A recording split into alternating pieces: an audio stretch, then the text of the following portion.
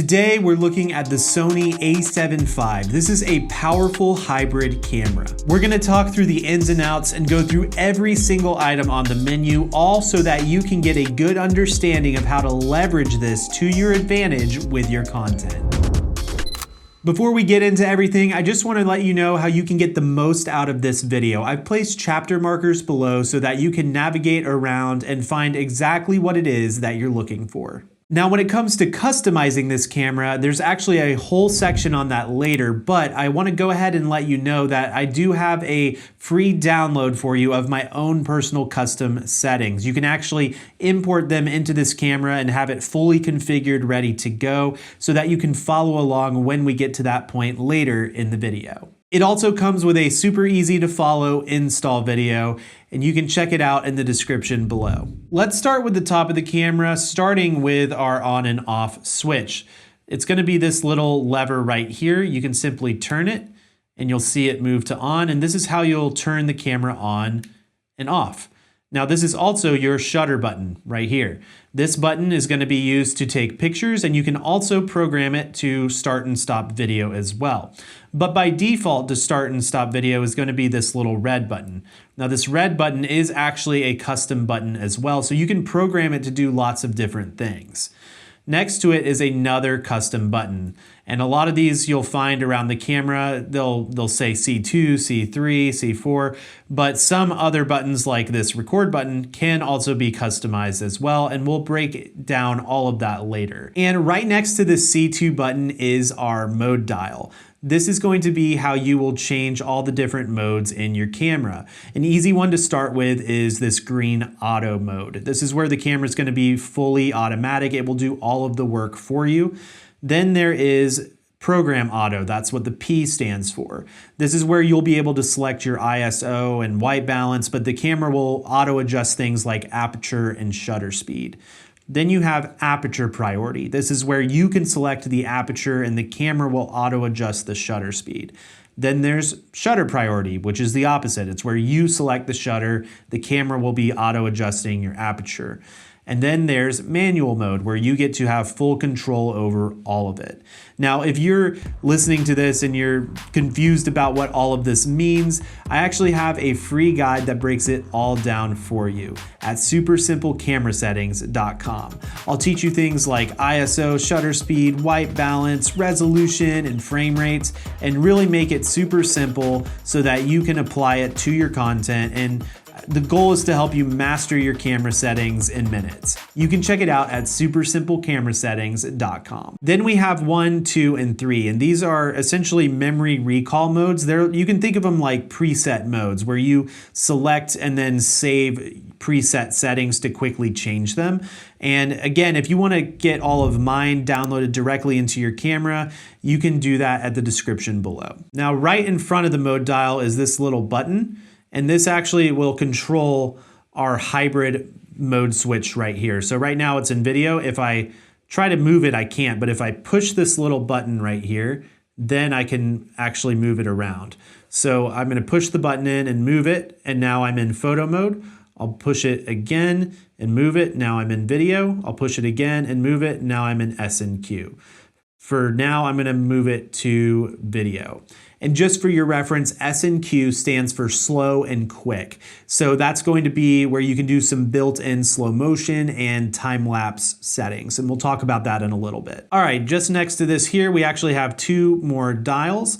This one is a free spinning dial right here. You can customize it to be different things. And this one can be customized as well. This one's kind of nice. It actually has a lock button. So if you push to unlock it, then you can spin it. And then you can push it to lock it in there. So if you have a very important setting you don't want to accidentally bump or change, it's a great one to program right here. Also on the top of the camera, you have your MI shoe. This stands for multi-interface shoe. So a lot of traditional cameras, this is a hot shoe where you can attach something like a flash, and when you take pictures, the flash will fire. There's electronic contacts in here. But the cool thing about this Sony camera and other Sony cameras is it's a multi-interface shoe, which means you can attach other things than just flashes. You can use things like Sony microphones, Sony wireless receivers, even some third-party things like DJI. You can use DJI adapters, and you can basically use this for other things, namely audio. That's one of the main ones that I personally like to use with it. And so attaching a Sony microphone through here, you won't need to run cables around the camera. It's just a really nice, clean way. And it unlocks some nice features like auto adjusting levels and things like that. All right, that's gonna do it for the top of the camera. Now let's talk about the back of the camera. So right up here is your C3 custom button. This can be assigned to anything you want. Then you have your menu button. This is where you'll access the menu. Then we have our EVF, and this is a very helpful feature of this camera. I personally love having electronic viewfinders because you're able to look through them like this, but just by placing it up to your eye. And in traditional DSLRs, mirrored cameras, you would look through here and it would show you, basically what the mirror is seeing, kind of like letting in light from the room. But the cool thing with EVFs is it can actually give you a mimicked display of what you would see on the back of your screen. And you can still control all of your settings, see everything, adjust everything, see real-time exposure as it will actually look on the files. And it's very, very helpful. I love it, especially for shooting outside in the bright sunlight. It is a game changer and it's a lifesaver. So I'm really happy that they have the EVF here. Now, right over here on the side of the EVF, there's a little dial. So depending on your eyesight prescription, you can kind of finesse this a little bit so that you can be seeing things well when you look through the viewfinder. Then we have C1. This is another custom button that you can program to be anything. And then there's this AF on switch, and this is actually customizable as well. And I like to customize this, but by default, it's this autofocus on button. Then we have the AEL button, which again, this is also customizable, and I like to change this to be other things. Then we have your joystick. So you can actually move this around to change, different focus spots and different menu selecting. And then you can actually push this joystick in as well. And you guessed it, that push function is also customizable. Then we have the function button. This one is not customizable. It has one dedicated function, which is to bring up your function menu. Below this, we have our control wheel, and you guessed it, this is customizable. And not only is the scrolling of it customizable, but each of these side buttons here to go, right, left, and down, those three buttons are customizable. Display is not. Display will stay the same. Then you have the actual center button of the wheel, and that is customizable as well. And then we have the C4 button, which is a custom button, and then we have our playback button. And so the playback button is how you will quickly be able to review any content that you've captured. You'll just press this playback button and it will switch away from your shooting screen to the playback screen so you can review your shots. Also, I just want to mention how the screen works. So you can flip it open like this. You'll be able to see the screen, and it can rotate around so that while you're filming, you can see yourself. Or you can also just pivot it, tilt it in a bunch of different ways depending on what you need for visibility. But the other nice thing is it also will tilt like this so that you can see, again, just more angle varieties and being able to have it a little more ergonomic and convenient depending on how you're holding the camera while shooting. I really do love this tilt flip style screen. All right, that's gonna do it for the back of the camera. Now let's talk about the side of the camera over here. This is your SD card slot. To get into here, all you'll need to do is just pull this lever down and then push the door towards yourself. And then it will flip open. And this is a dual card slot camera. This camera can take SD cards or CF Express A, which is actually what I have in there right now, this CF Express A tough card. This is going to be really helpful for being able to get the most out of the camera, the best performance out of the camera, I should say. This is a very capable camera, but in order to do some of the things that this camera can do, you really do need to have a fast enough card to handle it. Otherwise, it's going to just be kind of capped at the speed of the card. All right, now let's talk about the other side of the camera. Go ahead and open up these ports here and see what's going on. So On this side of the ports, up at the top, this little red circle is going to be a microphone input. If you're using a traditional 3.5mm cable, this is where you can plug in shotgun style microphones or different audio sources. Beneath this is a headphone out so that you can monitor your audio. Then we have two USB-C ports. They're labeled 1 and 2. Port 1 is going to be your main port for connecting over, live stream or doing faster data transfers. And then port number 2 can be used for charging the camera. It's a little bit slower of a port, but it works really well for power delivery and things like that. Then over here, we have a full-size HDMI port, which is awesome. Now, underneath the camera, we actually have this 1/4-20 thread mount where you'll be able to attach things like different tripod plates or accessories, attach it, mount it to different things. And then over here, we have the battery door. To open this, there's this little switch. Just move it to open and it will spring up when you release it, just like that. And the battery it takes is the Z-style batteries from Sony. So you want to just make sure you line it up right. Look for these little electronic contacts here and line them up.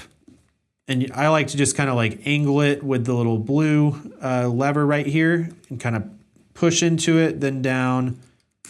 And you'll see that lever come back to know the battery is nice and locked in. Close the door, flip the switch.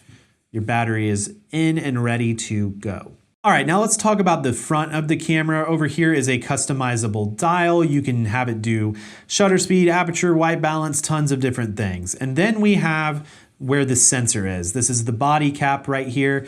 And before we take it off, I need to mention, do not touch the sensor. Do not mess with it. Don't try to clean it with just anything. It is more or less delicate. You don't want to damage it. And really you should try to not leave the sensor exposed when possible. Now, I don't want to strike fear in you. You can take the body cap off. You can change the lenses. Just don't leave it off. And, try to maintain this being covered as much as you can. So I'm going to go ahead and show you how to take this off. Again, don't touch your sensor. So we're going to do this, just kind of twist it, and you'll feel it being able to release. Just pull it off. And now you can see your sensor. And what we're going to go ahead and do is I'll show you how to put on a lens. So we'll grab a lens, and you just want to look for this white dot right there and match it to the white dot on your lens, just like so. Line it up, push it in, and then twist it. You'll hear a little lock, and that means the lens is attached. Now, in order to remove the lens, you'll just need to find this little switch over here, and push it down, and then twist it, and pull it back out, okay? And then put it back on, line it up, twist it, and it's on. And that's how you can remove and swap out different lenses with your camera. Also over here on the side is where you can attach a strap. This is what these little things are for. Okay, we've just gone through the entire outside of the camera. Now, before we get into the actual menu, what we're going to need to do is kind of do your initial setup. So make sure you have a battery inside, and we'll go ahead and flip the camera on. Okay, so the first thing you're going to be met with is being able to select your language. So let's go ahead and select the language.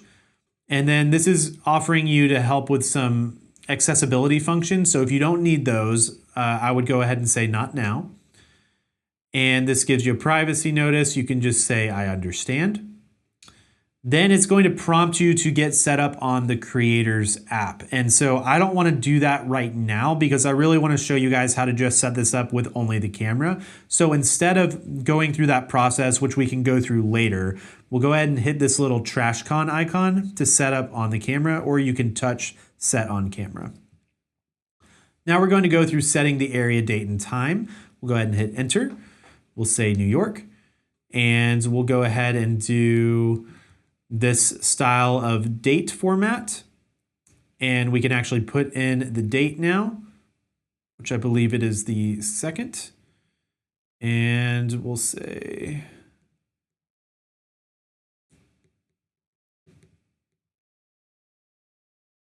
now if you need to change it from AM to PM, you just need to cycle through like so. In my case, it is the morning right now. And we'll say, okay. All right, so this is a very important step. This says when shooting from a tripod, instead of shooting while holding the device, setting auto power off temp to high. So what does this mean? It's a really weird way of saying this. This has to do with your internal temperature, and this will really help with any sort of overheating issues. So what we want to do is actually choose set. And it says the temperature of the device may rise, and that is fine. I've never had any issues with cameras being damaged or anything like that. Turning this setting on is just going to allow you to record a lot longer in general and just in hotter environments and all of that stuff. So definitely turn this on, hit OK. And then it's saying to use the Creators app, you can do some stuff there, say understand and close.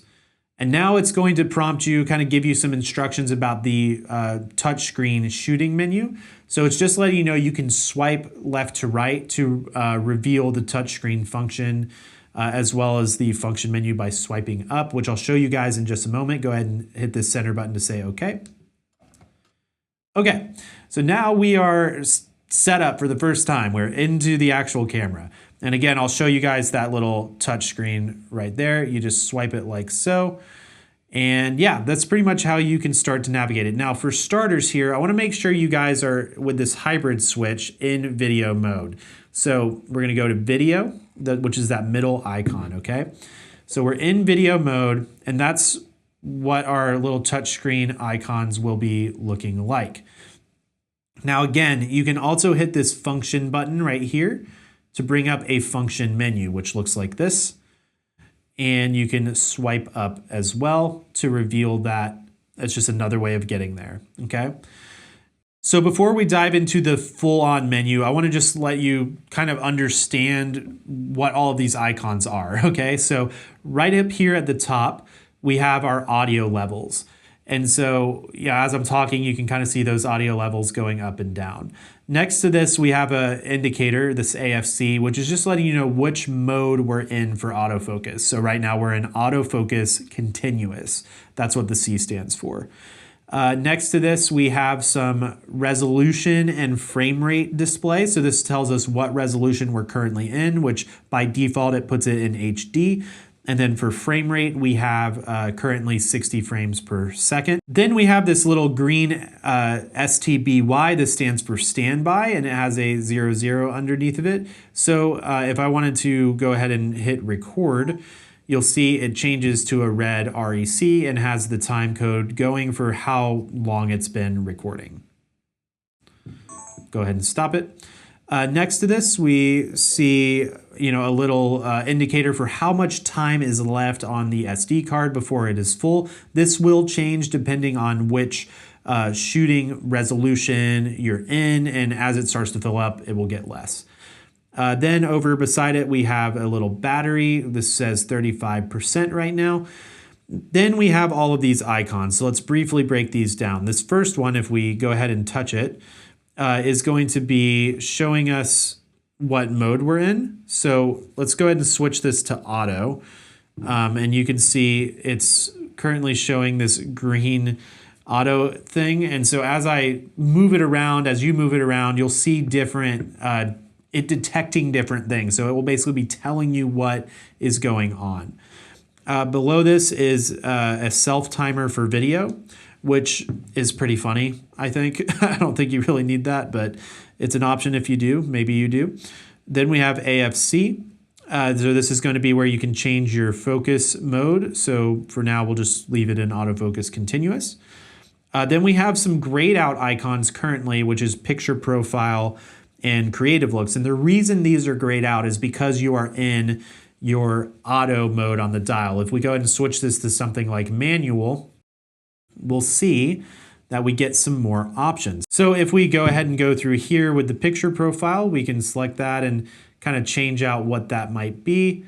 And then there is the creative look, which is similar. It will just kind of change the overall look of your image, right? Then on this side, we have a record button. We can touch this to start recording. Again, we'll see that REC changing up there. Then there's this focus map, which you can turn this on. I'll explain this more later, but it's basically a colorful way of being able to see what is in focus on your device. So when I'm looking around at everything, Whatever's red is going to be the foreground, whatever's blue is the background, and whatever is not colored is what's in focus. I personally don't use this very much, but it can be helpful in certain situations. Then we have a little person. So if we touch the person, now it's animals, right? So you can toggle through these different settings, and it's going to force your focus to prioritize certain things. So when it's a person, it's subject tracking for people. So it's going to detect people. If we change this to animals, like animals and birds, it's going to prioritize animals and birds. So if there's a cat in your frame and also a person, it's going to focus on the cat. And so you can toggle through these different modes. There's bird, there's insect, there's automotive, there's planes, and then there's auto. So if you want it just to be fully automatic, you can do that too. For now, I'm going to leave it on person because I think it's most of the time I'm trying to film people or film myself. Next, we have some touch function options. So we can scroll through here. There's touch focus, which is where you just tap somewhere on the screen to focus, and you can change if it's going to be doing auto exposing as well or just focusing. Then there's touch tracking. So not just if you touch and it focuses the whole camera, but if you want to track an object or an item or a person, a subject, you can tap it on the screen and it will start to follow them wherever they're going. It will kind of stick to them. There's touch shutter. So if you want to be able to touch the screen in a certain way to snap your photos, you could do that.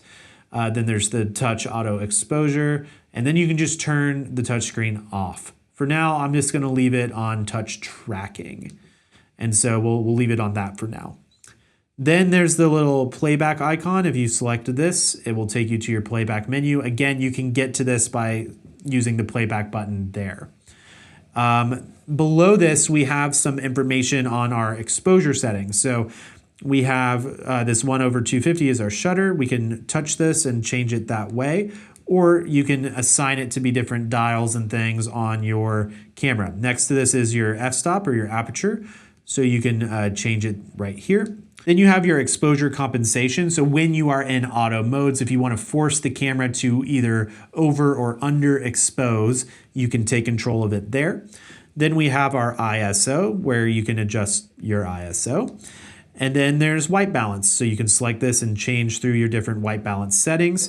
We have auto, daylight, shade, cloudy, incandescent, fluorescent warm, fluorescent cool, fluorescent day, fluorescent daylight again. We have underwater auto. We have our custom color temperature and then some presets. Now, personally, I like to use the custom Kelvin right here. So you can select into that like so, scroll down, and then you can adjust what your actual color temperature is. And now again, I very rarely would use it through this way. I would actually maybe assign it as a custom button or dial. And again, you can swipe up to go into the function menu. I'm not going to go through every single one of these items because they're going to be covered in the actual menu walkthrough, and you'll be able to choose what you want these to be. All right, we've gone through the initial touchscreen. Now it's time to actually dive into the menu. So let's hit our menu button. Boom, this is the menu. And I want to kind of break down the overall layout of what's going on here. So for starters, it brings you to this page over here, which is main. And just to mention this, you'll navigate the menu through either touch screens or you can use the control wheel here. I like to use it almost like a joystick. And then you can go up and down as well. And you can scroll as well. There's a lot of different ways to navigate this. Most of the time, I'll just use these 4 buttons or scroll. And then you can hit the center button to select things as well. Now, looking at the menu itself, there's this sidebar. And so I want to just break down what each of these things are. There's a My Menu, which is the star. And this is where you can actually customize your own menu. So Sony a lot of times gets a lot of hate for it being a more complex menu system. And one of the reasons it is more complex is just because there's so much stuff the cameras can do. There's a lot of items that need to have a home. And so as you start to go through your camera, you'll find the things that you change more frequently or need to access more regularly. And you can start to create your own fast menu to get to that stuff real quick. And I'll show you guys how to do that in just a little bit. Right below this is main. And so when you kind of scroll into here, this just gives you a quick glance at what your camera is currently doing. You can change some settings right from here. Just an easy way to quickly change things on the fly. Then you have your shooting menu. So this is where you're going to be able to change a lot of things like resolution, frame rate. So many options are in here for the quality of your image. Then we have exposure and color. This is, as it sounds, you're going to be able to adjust the way your camera interprets exposure, picture profiles, color, all that stuff is going to be in here. Then we have the focus menu. This is where you can control how your camera interprets focus. Then there's the playback menu where you can review your footage, and there's some settings on how you navigate playback. Then there is your network option. So as you are connecting your camera in different ways, whether it's to a computer or to a smartphone, you can adjust a lot of those settings in here. And then there's the general setup menu. This is where you get into a lot of customization and some of the general functions of the camera. And again, we're back to my menu. So before we dive into kind of going through all of this, I want to just start with my menu so that you can start learning how to set everything up. So we'll scroll into my menu setting and we can choose to add an item. When you select this, it's going to bring up your menu and you can now select an item. Selecting the item from here is going to add it to the menu. It's not going to really adjust anything. So let's choose file format, for example, and we're going to add it to my menu 1 and we'll add it right there. It has now been added. Okay. Now, when it backs out of here, you're not actually in the menu yet. You're still in selecting items for my menu. For example, if I choose movie settings, I can move it here and now I can move it either above or below file format. Let's choose below. And again, we're not actually backed out yet. Let's go ahead and do one more thing. Let's just do, maybe we'll go to format. Sure. And we'll move this into here. And so I'll move it right between the two, okay? All right, and then do we want anything else in here? We'll do one more for right now. Let's do Finder monitor. We'll do monitor brightness, all right? So we'll move this to the very top. Okay, good enough. So now we're going to actually hit menu to back out. And now we're back into our my menu. So when we go up to the top, we can see we have these 4 items right here. Now, let's say we want to adjust something. Maybe we want to delete an item. Let's go ahead and delete format. Okay, it's been deleted. Now let's go back into hitting the menu and we'll say sort item. So let's say we want to put monitor brightness here at the bottom. That's how we can sort it. And then we'll hit menu to back out and we can see those changes reflected. And that's how you can navigate and start setting up all those different things within your my menu. And now we're going to get into what I view as the actual page 1 of the menu, which is this red shooting icon. We'll scroll over here and we see image quality / record. And this is where we can see file format. Let's go ahead and select file format. And we have some options here. Now within your file format, this is where you're going to select your resolutions. You basically have HD and 4K. So this is a 4K capable camera. I want to show you guys how to set it up in 4K. But within 4K, you have 3 different options. You have XAVC, HS, S, and SI. Now, I don't actually remember what the technical terminology are for these, but I have my own way of remembering it. So I want to show you guys that because I think it's honestly more helpful. I view HS as high storage. And what this means is it's going to have a lot smaller of files, which allows you to store more of them on your camera, which sounds good, right? I want 4K quality and I want the files to be small without compromising quality. Okay, great. This is going to be your option. Now, what is the drawback? Well, the drawback is when you go to edit, you need to have a fast enough computer to handle the files because they are compressed. And because they're compressed, your editing system is going to have to uncompress them at the same time and edit them. So it takes a little bit more processing power. So if you have anything like a Apple Silicon or a newer build PC with better specs, like this should be fine. You'll just need to experiment with it. Now, if you're unsure, or maybe your computer isn't as good, then you can go with XAVC S. And this is what I view as standard. It's kind of middle of the road. It's great quality. It's not as small files, but it can still work really well. And I would maybe recommend doing S if you're going to be working with different people, sending your footage to different people who may not have as great of computer systems to be able to handle the HS files. And then there's SI, and what I call this, again, not official, is stupid, incredibly large files. They are insanely large, but they are uncompressed, so they're very easy to edit. They're going to take up way more space, but your computer can handle it a lot easier. The quality against all of these are basically the same. Personally, I like to do HS. Underneath this, we have movie settings. So clicking into here, this is where we can change our frame rate. So let's select this first option, and we can see that we have 60, 24, and 120. For now, I'm going to do 24. I basically tend to view 60 and 120 as slow motion options in my use case. So 24 will be regular speed. And then you have your record setting. And so I would always recommend, as long as your cards and computer and everything are fast enough, just going with the highest level here, the 100M 422 10-bit. So let me briefly explain 10-bit and 422. They both have to do with color. There's 8-bit and 10-bit, and there's higher bits as well, but traditionally in cameras, especially Sony cameras, there's 8-bit and 10-bit. 8-bit footage is like working with maybe like 16 million colors, whereas 10-bit is like a billion colors, right? There's a lot more color information in 10-bit footage.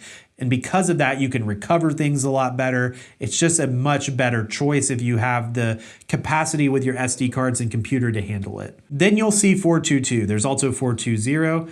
422 is going to give you more color information as well. You can view this coming in handy if you're looking at maybe, a certain shade of color like red, and maybe the light is casting and creating shadows and there's this gradation of red in your frame. With 422, you're going to be able to distinguish a smoother gradation a lot better within those individual shades of color on red or any color.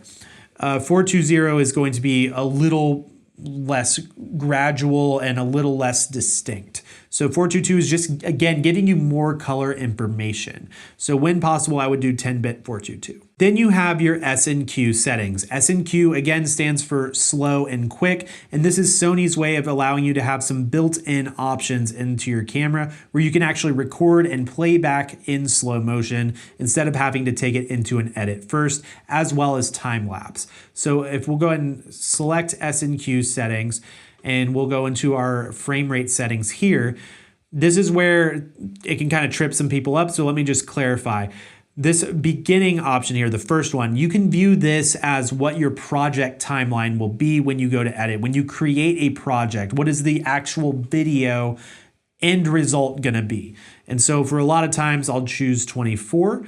And then the second option is what the actual footage frame rate will be, right? So if I choose 120, when I go to record this, it's going to be super slow motion because it's saying we're going to put this in a 24 frame timeline and slow it down to 120 frames a second. And you can change this with 60, 30, or you can actually do the opposite way to get some interesting results as well. For now, we'll just leave this as 24 and 120. We'll go menu to back out and we'll do record setting. Again, we'll change this to 422 10-bit, so we get a little bit better color. Next, we can go into our time-lapse settings. So it's the same sort of idea here. What is your end result project going to be, and what do you want this interval time to be? So the interval time is how many seconds will it take to capture a frame of footage, and it gives you a little bit of indications down here. The shooting time required for a 5-second movie recording is 2 minutes. Versus if I move it up, it's going to take 4 minutes, and so on and so forth. So you can kind of experiment and see what you like there. For now, I'll leave it on 1. Again, we can go to our record settings. We'll move this up to the 422 10-bit. And then there's this video light setting. It's really only relevant if you're using a Sony video light, which we're not right now. Okay, next up we have this grayed out option, which is a new one for this camera. This is a 4K angle of view priority. And it's saying we can't select it right now because we're in 24 frames. So let's go change that real quick. We'll put this in 60 frames, go back out, and now we can choose 4K angle of view priority. And right here, we can choose on or off. What does this mean? Okay, so this is a new one for this camera. And basically, by default, when you use 4K 60, which is 4K slow motion essentially, it's going to crop in just a little bit. You know, there's a slight crop with your footage when you switch to it. It's not as much as a crop sensor crop, but it's, you know, a little bit of a crop that happens. If you want to remove that crop, then you'll want to turn this 4K angle of view priority on. The trade-off is you're going to lose your camera's built-in noise reduction to your footage. So you just got to figure out, is it worth it? I think for now, I'll turn it on. And in my tests, I haven't seen anything major, especially if you have good light and are shooting with lower ISO. But as you start to bring that ISO up, especially in low light conditions, you may want to have that noise reduction on. So you may want to turn this back off. Your 4K 60 will crop in a little bit. But I think for now, I'm going to go ahead and leave it on. That way, when I switch between 24 and 60, my footage isn't cropping at all. All right, then we have our log shooting. So if we go ahead and go into this and we'll turn it on, we'll see we have some different options. So what is log? Log is when you are going to capture your video and it's going to look pretty gray and washed out. It's not going to look very good at all. It's going to look very flat. The reason for doing this is because when you're shooting in something like a standard picture profile, the camera is applying a ton of information to your shot. It's applying contrast, saturation, sharpness, all of that stuff. And so if you want to get the most flexible footage that you can so that you have full control later, you would want to shoot in log. Now, I'm not saying you should or shouldn't shoot in log. You'll need to decide that for yourself because there is a whole other workflow that log requires where you have to use conversion LUTs and color grade your footage, but it can yield a more dynamic result and ultimately a more flexible result. And so you'll just have to choose if it's right for you, but this is how you turn it on. Then you can choose your color gamut. I would recommend doing the .cine. I think it gives you a little bit more control. And then you have this embed LUT file right here. I got tripped up by this before. I used to think that embed LUT meant that it was embedding the LUT into my footage, like baking it into my footage.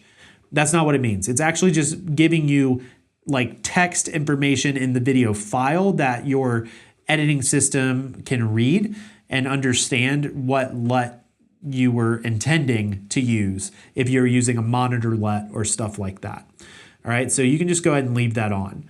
And we'll talk through LUTs and importing LUTs and using them a bit later as we continue to go through the menu. For right now, I'm actually going to turn log shooting off and we'll turn it back on later when we need to. All right.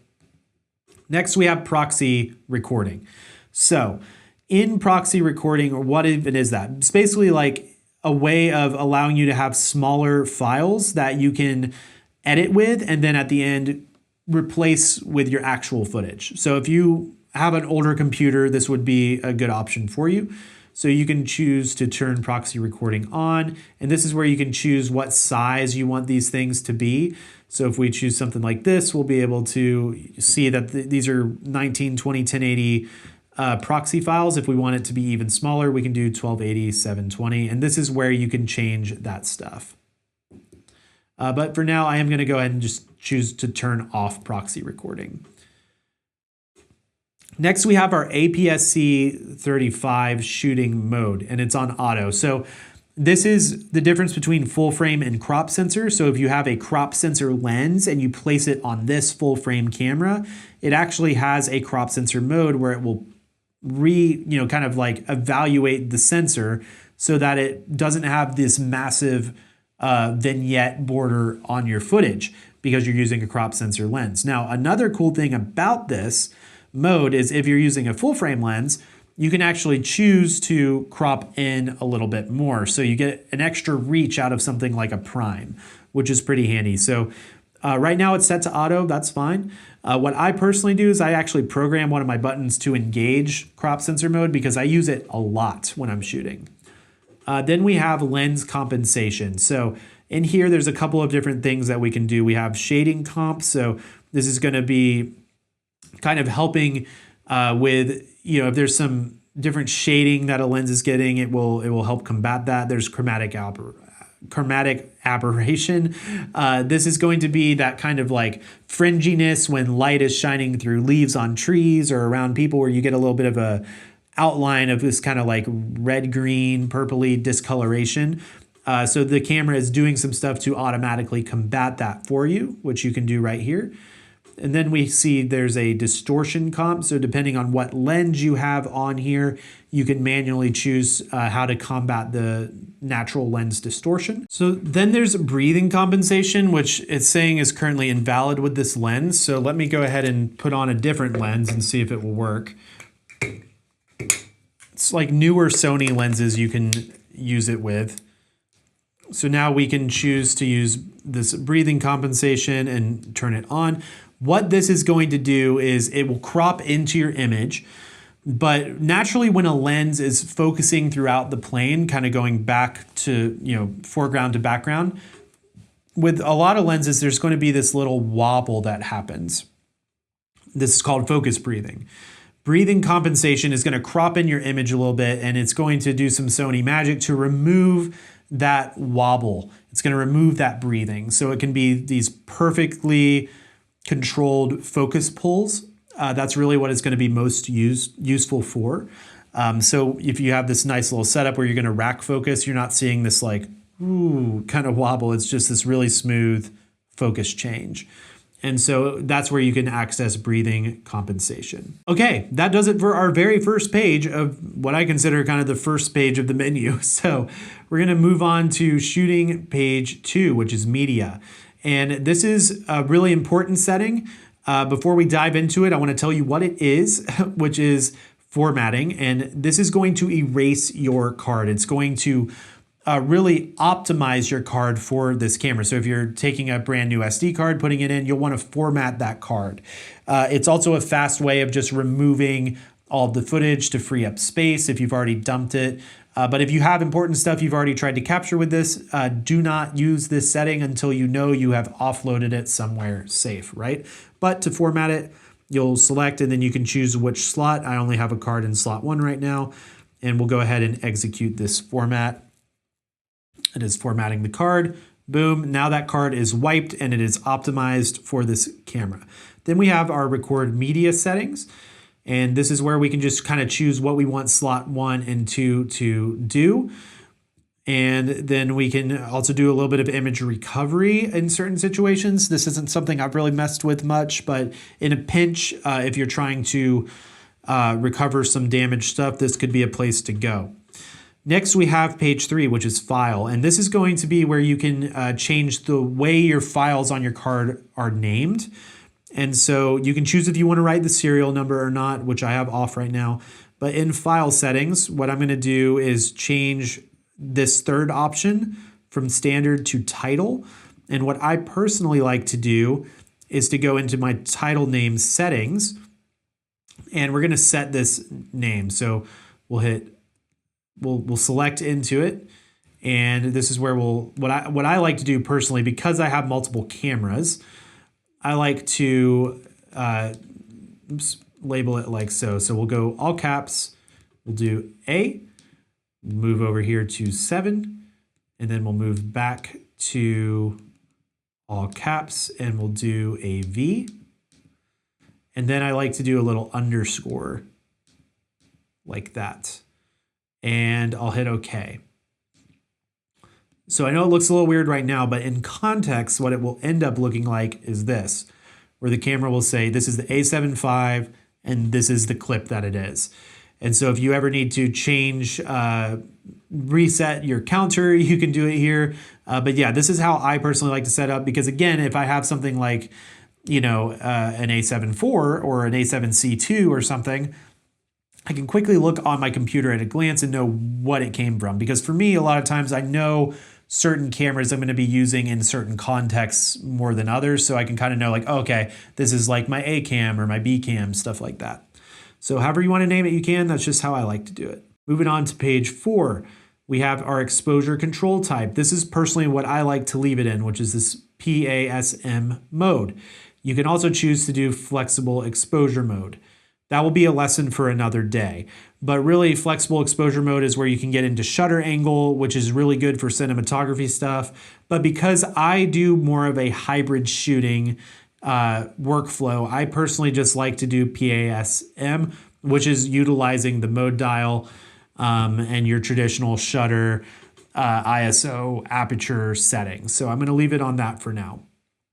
Then we have our camera set memory. Now this gets into being able to use memory recall to save your settings on 1, 2, and 3. Now I want to show you guys, how to do this real quick. But before we get into it, what I do like to do is to go into my favorite menu here. We're going to add an item and we're going to go into the shooting mode and we'll do this camera set memory and we'll just go ahead and move it up here at the top for now. And the reason I like to do this is because then when I'm going through and actually getting my settings locked in, I'll save it that way. Now real quick, just to show you how to do it, we'll go over here to our movie settings. Let's change this back to 24. And what we'll do here, let's just change our shutter speed to 50.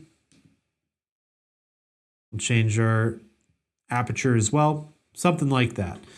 Now what we'll do is we'll go into our favorite menu, and we'll do cam set memory. We'll do option 1, it's registered. Now what we'll do is we'll just simply adjust something like our shutter speed. Let's just make it something like that. Then we can go to cam set memory and go to 2, and that'll be locked in, right? So now when I go to 1 on my dial, I see I'm on 1/50 shutter speed. If I go to 2, I'll see I'm on 250, right? We'll go back to manual for now. So that's how you can save and navigate all your settings. Now there's so much more than just shutter speed that you can program to this. You can program shutter speed, aperture, white balance, ISO, focus settings, like all of that stuff can be engaged in memory recall, which is pretty cool. Again, some of this stuff is you can't change depending on which mode you are on up here. It's fine. And we also have some slot options with memory recall as well. Then we have silent mode settings. This is going to be the shutter/silent page 5 of the shooting menu. So here we can choose to engage silent mode. If we do that, then when we're recording, there's no beeping anymore. There's no shutter sounds. Everything's silent. For now, I'll turn that off. And then there's the release without lens. This is a good one. I like to be able to release without lens, which just means can you film, can you shoot without a lens on? I like to do that for different reasons. There's some creative reasons you can do that, like lens whacking or stuff like that. But for now, I would just, otherwise, if it's disabled and you're recording and your lens comes off, it's going to stop recording. Okay. I don't want that to happen. So then we have anti-flicker set. This is a really helpful setting if you find yourself shooting in certain environments or trying to shoot certain things. So if you're working with LED lights of certain kinds that are creating flicker in your image, this is where you can go to combat that some. So you can choose variable shutter and then go into your variable shutter and you can actually scan as like a TV scan to the camera will try to predict what's going on. So if we go ahead and do that, it will scan it. To scan it, you'll just have to hit the center button and then it will stop. And what you can do then, you'll see this shutter speed, it says 256 right now, but as I change it, it's very incremental. So you get this really incremental shutter adjustments. And this is going to be what will allow you to really get in there and try to remove or just mitigate those rolling bands in certain shooting situations. So this is where you would go to do that.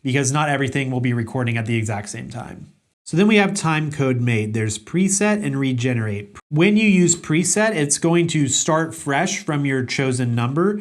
When you use regenerate, it's going to continue off of the last, wherever it ended. And so that's how the counting will behave when you use timecode make. Again, preset, it will start from your preset time. Regenerate, it will keep coming up from the last, wherever it ended. And then there's user bit time rec. So you have your choice for off and on. When it is off, your time code will stay fixed. And when it is on, it's going to behave more like a real time clock. And so you'll just need to see what you're needing to do. And again, this is affecting the user bit preset options there. Honestly, some of that stuff is a little over my head because I don't really use timecode very much, but hopefully that will give you enough context to dive deeper if you need to. Next up, we have image stabilization. So this is a really important one with video recording. So let's break down the 4 Steadyshot options. Off means nothing is applied, and this is going to actually give you your widest field of view, but it's not going to do anything for, helping any sort of jitters. It could be fine on a tripod. Then we have standard. This is not going to affect your field of view at all, but it is going to smooth out a little bit. So I do recommend standard, but most of the time, personally, I use active. This is going to crop in a little bit. So there's a slight crop, but the smoothing that happens is very nice. It's definitely nice for walking around, vlogging, handheld, anything handheld it's great for. Then you have dynamic active, which personally I would use only certain times because it does crop into your footage quite a bit, but it really does smooth it out. So if you're doing B-roll, filming objects and items, stuff like that, I think it's a great option. But if you're filming yourself, you'll either need a super, super wide lens or it's just gonna be too close. So I personally, most of the time I like to do active. And for the occasional B-roll, when it's handheld, I'll switch it to dynamic active.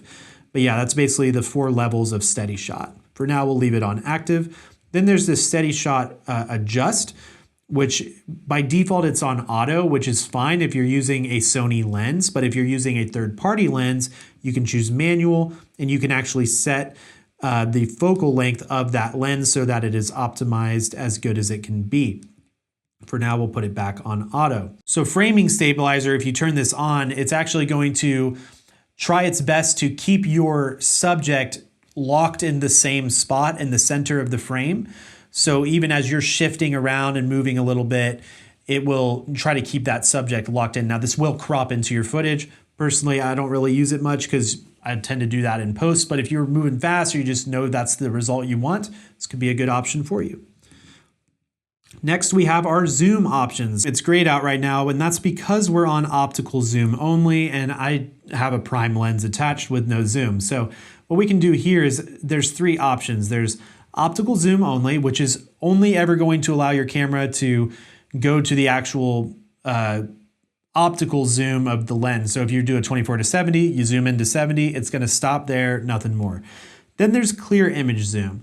And clear image zoom is going to do some Sony magic to actually give you a little bit more extra zoom without really losing quality. And then there's digital zoom, which will give you a lot more zoom, but you will notice a quality drop. Personally, I love clear image zoom. It's like a cheat code. It's really nice. And you'll see when I now change this to clear image zoom, there are some zoom options here. And this is where I can actually come over here and zoom in, get that little extra reach even out of this prime lens, which is pretty cool. Then we have the ability to set some custom zoom speeds and some remote zoom speeds. So if you're using different options, different lenses even, like there's a lens that I have that has a little zoom lever on the side. That's where these settings will come more into play. Or if you're using a remote to do zooming, this is where you can adjust how fast or slow those zooms happen. All right, moving on, we have shooting display. This is our grid line display. I would definitely turn this on personally, and I would leave it on rule of thirds, but if you need it for different reasons, there are other ones. But what this is going to do is actually, as you guys can see, we now have a rule of thirds grid, and it's just very helpful for composing your shot. But if for some reason you need a different type of grid, you can do that. I personally, all the time, basically use rule of thirds. Then there's this emphasize recording display. I would definitely turn this on. I find it super helpful personally. So now when you hit record, there's actually going to be this red border that is happening around the frame, which is pretty handy. All right, moving on, we have marker display. So if we turn this on, what we'll notice is that it actually turns off our rule of thirds. And so there's some different types of markers that we can do here. We can do a center marker. We turn that on, we now have this line in the center. We can do an aspect marker. So let's do like 9:16. This could be really helpful if you are doing long form, wide content and short form content. You can have a little guide so that you can see where, frame up your shot so that it looks good for both, basically. Pretty handy. And then there's your safety zone, which is more for like traditional TV stuff. And then there's your guide frame. So if you choose to turn that on, you now have rule of thirds, 9:16, and a center marker. So lots of good stuff going on. For now, I'm going to go ahead and turn the marker display off, and we'll just do our traditional rule of thirds. I like this grid a little bit better. It's a little less in your face and just helps in general still. Next, we have shooting options. So if you need, for some reason, a video self-timer, you could turn that on. So you would hit record, then it would wait either 3, 5, or 10 seconds to start recording. Could be interesting. Personally, as somebody who edits videos, I'll just chop it off. Then we have auto framing settings.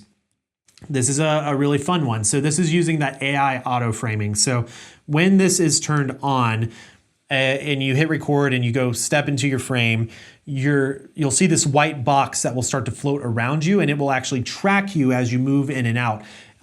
Basically making it seem as though somebody is filming you, kind of following you around. It's really nice for solo creators. So yeah, this is where you can adjust. Do you want the framing to start automatically? Do you want it to start after, switching after 15 or 30 seconds? That could be cool. You can choose how much you want it to crop into you. You can choose how fast it tracks you. And then if you want this cropped version to be recorded to your card or only sent to a monitor or vice versa. So you can choose all of those options right here. For now, we'll go ahead and turn it off.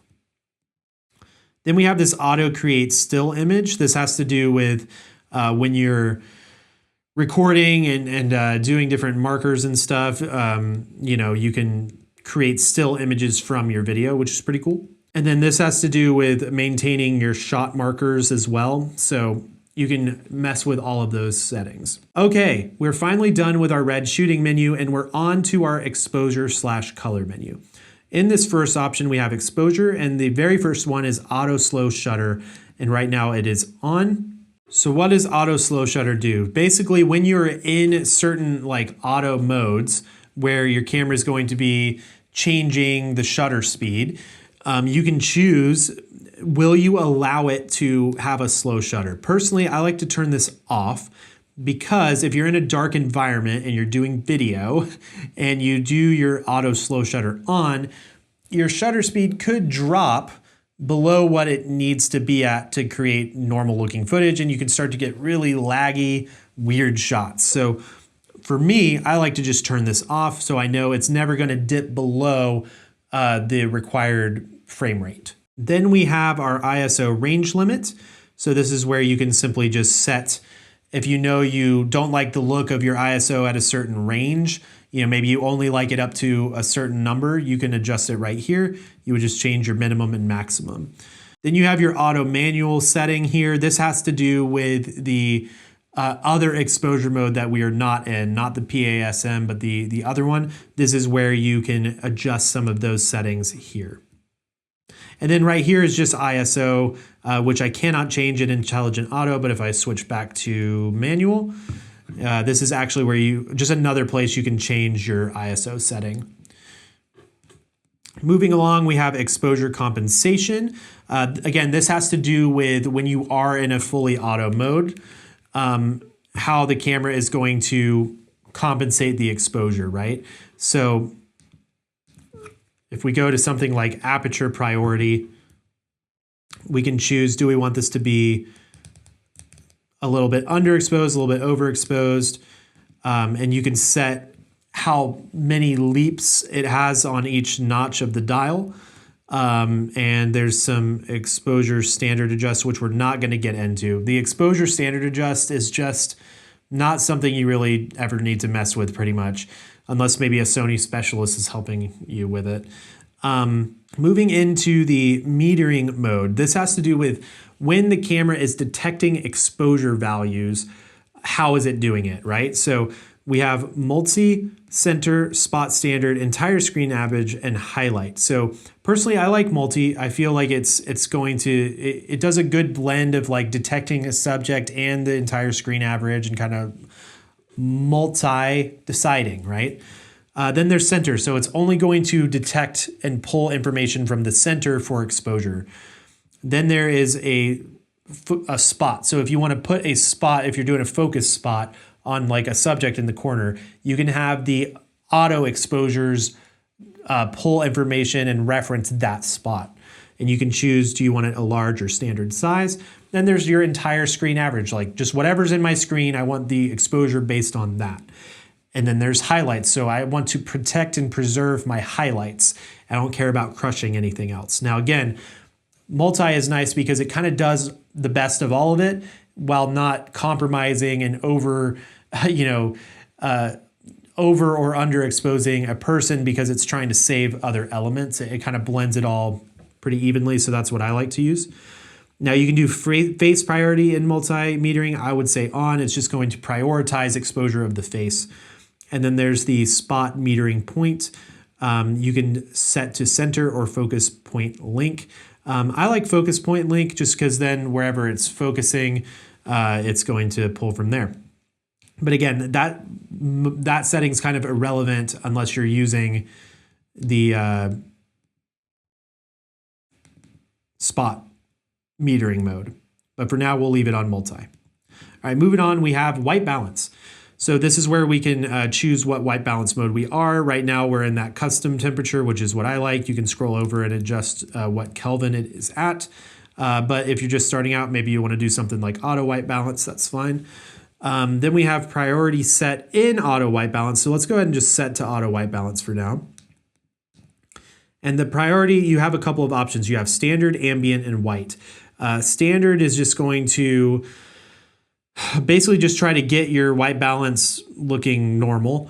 Then you have ambient, which is going to allow your white balance to maintain that kind of ambient look. If there's candles and things like that, it's going to allow that warm glow to keep happening. And then there's white, where it's just like, I want the light in my frame to look white, basically. So I personally like standard. I feel like it does a great job whenever I am doing that. Then you have shockless white balance. So this will determine how fast your white balance adjusts automatically. The faster that it is, the more noticeable it will be in video, but the more accurate it will be faster, right? Versus if you do a slow one like 3, those changes will be more gradual, less noticeable for the viewer, but could be more inaccurate for longer, depending on how fast your lighting conditions are changing. And so you'll just want to be the judge of that if you're using auto white balance. But again, for me personally, most of the time, I like to do my own custom white balance and kind of operate that way personally. Then we have color and tone. For starters, we have our D range optimizer. This is our dynamic range optimizer. Right now it's on, and you can choose what level of dynamic range optimization you want to have happen. But for now, I'm going to go ahead and turn it off. It's not something I really care to use. Then we have our creative look. So you can go through and just play with these different built-in profiles. The FL ones are pretty fun. And you can scroll over and actually adjust further contrast, highlights, shadows, your fade. So you can basically give your camera sort of this baked-in creative look without needing to color grade at all if you want to go that route. Now, for me personally, I don't usually do that, so I just leave it on standard. Then we have picture profiles. This is similar, it's a little different. So what is the difference between creative looks and picture profiles? The way that I view it is creative looks give you a baked-in style, whereas picture profiles give your recorded footage information. And it controls how much information your camera is applying or not applying. And so when you have the picture profile off, it's just fully standard. The camera is applying contrast, saturation, sharpness, all that stuff to it. But there are other profiles where things like S-Cinetone, which is my personal favorite, where the camera will back off on applying some of that stuff and give you a little bit more control in post-production. And then you can go full-fledged with something like S-Log3, where there's no information or the camera's not applying anything at all. You have full control later, right? So again, personally, I like S-Cinetone. I feel like it's a happy medium. Footage looks good straight away with nothing being done to it, but it also gives me enough flexibility to, recover some things and add some style. So I love to use S-Cinetone personally. But then we have some options in here where we can manage LUTs. This is another great option that I like to take advantage of at times. So if we go into select LUT, we can't right now because our log shooting is off. Remember I said we'd revisit that. So let's go back to our log shooting, which is right here, and we'll go ahead and turn this on. And from here, we will go back into our color and tone. So once log shooting mode is on, you can choose to select a LUT or you can manage your LUTs. And so this is where if you've loaded up a LUT onto your SD card, you can go into the import, choose something like user 1, we'll choose from slot 1, and then this is where you can choose one of the LUTs that you have loaded up. So we'll say we want to import this right now. It is importing it into that user 1 slot, and that's all you need to do. Now, in order to get a LUT into the camera, it needs to be the proper type of file, one of the .cube files, and you need to place it in the SD card file path in the proper spot. This is the exact place you need to place it in this particular camera. And once you drag the LUT there, it's good to go. Now, the interesting thing is you can now select the LUT for user 1, and this will act as your monitor. So when you're looking at the back of your screen, you're gonna see this LUT applied, but your actual footage is going to still be fully grayed out and log. It's not getting baked into your footage. If you want it to be baked into your footage, there's a specific way you need to do it. And that would be to actually go into log shooting mode and turn it off. And then go back into your color/tone page. And we're gonna do picture profile. And we're gonna scroll down until you get to this picture profile LUT 1. And this is, you can see our already creative log 1. So if I choose my user profile LUT as a picture profile, that's how you bake it into the footage. It's not recording log, it's applying the LUT as a picture profile, and that's it. That's all you need to do. But again, you will lose all of that flexibility that you would get from the log footage, right? So you kind of have the option there. For now, I'm just gonna go back into S-Cinetone, and that's that. Then on this page, we also have soft skin effect. Always pretty much just leave this off. I really personally don't like the way it looks. I think it just adds too much digitalness to the footage. But in a pinch, if you needed it to, it has it. Experiment with it and see if you like it. Then we have the zebra displays. So this is going to help you get your exposure right. If you want to do it that way, you can choose zebras on, and then you can choose at what level the zebras will show. What are zebras? Well, they are an animal, but otherwise they're these little lines. I'm gonna go ahead and just turn this on and see if I can show you. You see these lines that are happening on the screen and that hot spot on the desk? That is showing zebras. So it's showing you based on your settings that you would be overexposed, right? So if I were to then lower my exposure, let's just do it with aperture, we can lower it to the point where they are removed. Then they start to come back, right? So you have that option with your zebras on how you want to expose and utilize them to help you expose your shots better. All right, moving along. We're in our next page, focus. So this first option is autofocus and manual focus. That's what the AF/MF stands for. We go into focus mode. We have continuous autofocus. Pretty straightforward. It just means the camera will always be autofocusing. But we can change this to do something like manual focus, where we would then manually adjust the ring of the lens to focus the camera. But for now, we'll do continuous autofocus. Then we have some preset focus and zooming features. This has to do with really in-depth macro product style focusing stuff where you want to set focus points and do this whole thing. That's where you would get into all of that. Then we have our autofocus transition speed. So this is going to be how fast the autofocus will move when it is focusing. And then we have the autofocus subject shift sensitivity, which means if it's locked on to a person and another person walks into the frame and maybe gets in a spot that it wants to focus on, how fast will it leave the initial focus to the next one? Which can be helpful if you have a crowd of people, picture a crowd of people moving around with one person in the middle. You don't want it to be hunting so fast that it's just focusing away, focusing away, focusing away. You want it to lock on that one person and maintain long enough while these other ones are passing by, right? So that would be one use case of it. By default, you can just set these to 5. It does a pretty good job. But if you ever want to adjust it, maybe you want a slow focus pull that you're doing digitally or something, you can do it that way. Then there's autofocus assist, which basically means your camera will autofocus, but you can maintain control quickly by grabbing focus with the ring to help assist it. You can choose to leave that on or off, whatever works for you.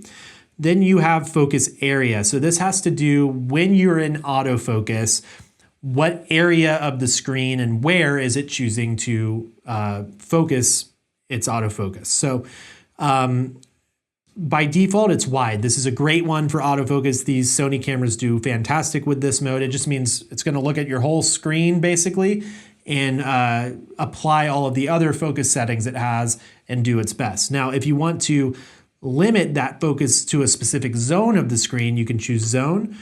And then you can also do center focus. So maybe you only want it to be focusing in the dead center of the screen. That can be handy for certain situations. Then you also have focus spot. So this is where you can actually control a specific spot and where you want it to go and how big it is. So you've got that option. Then there's the expand spot. So it's going to basically, you'll choose your spot, but then it could also grab a little bit of the area around the spot. And then you can choose a custom focus area right there as well. So what I like to do most of the time is just leave it on wide for my use case or center.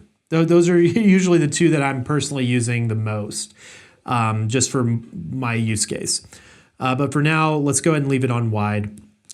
Then we can do focus area limits. So like I just said, for my own personal use case, I'm usually using wide or center. So if I wanted to uncheck all these other options, I could.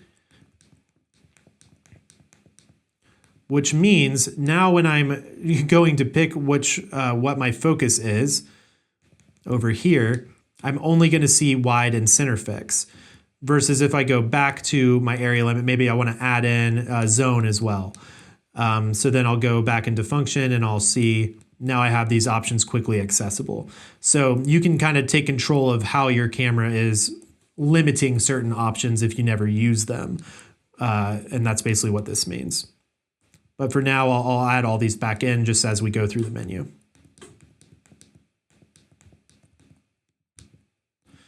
Then we have our focus area color.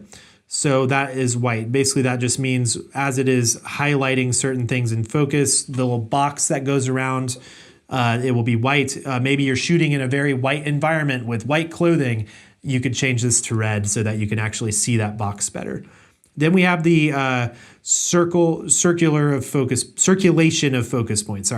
What this means is if we're in something like your spot, when we move it, it is not circulating. It goes to the edge of the frame and stops. If we change this to circulate, what this means is now when I use this joystick, it's going to forever circulate. So personally, I like do not circulate because in a pinch, if I'm ever using this, I'm like, oh, I need to get it over there real quick. I don't want to overshoot it and have to mess with it, you know? So I like does not circulate personally. And then there's the auto frame move amount, standard or large. So does it move a lot or does it move a little? That's pretty much what you got there. Then you have your subject recognition.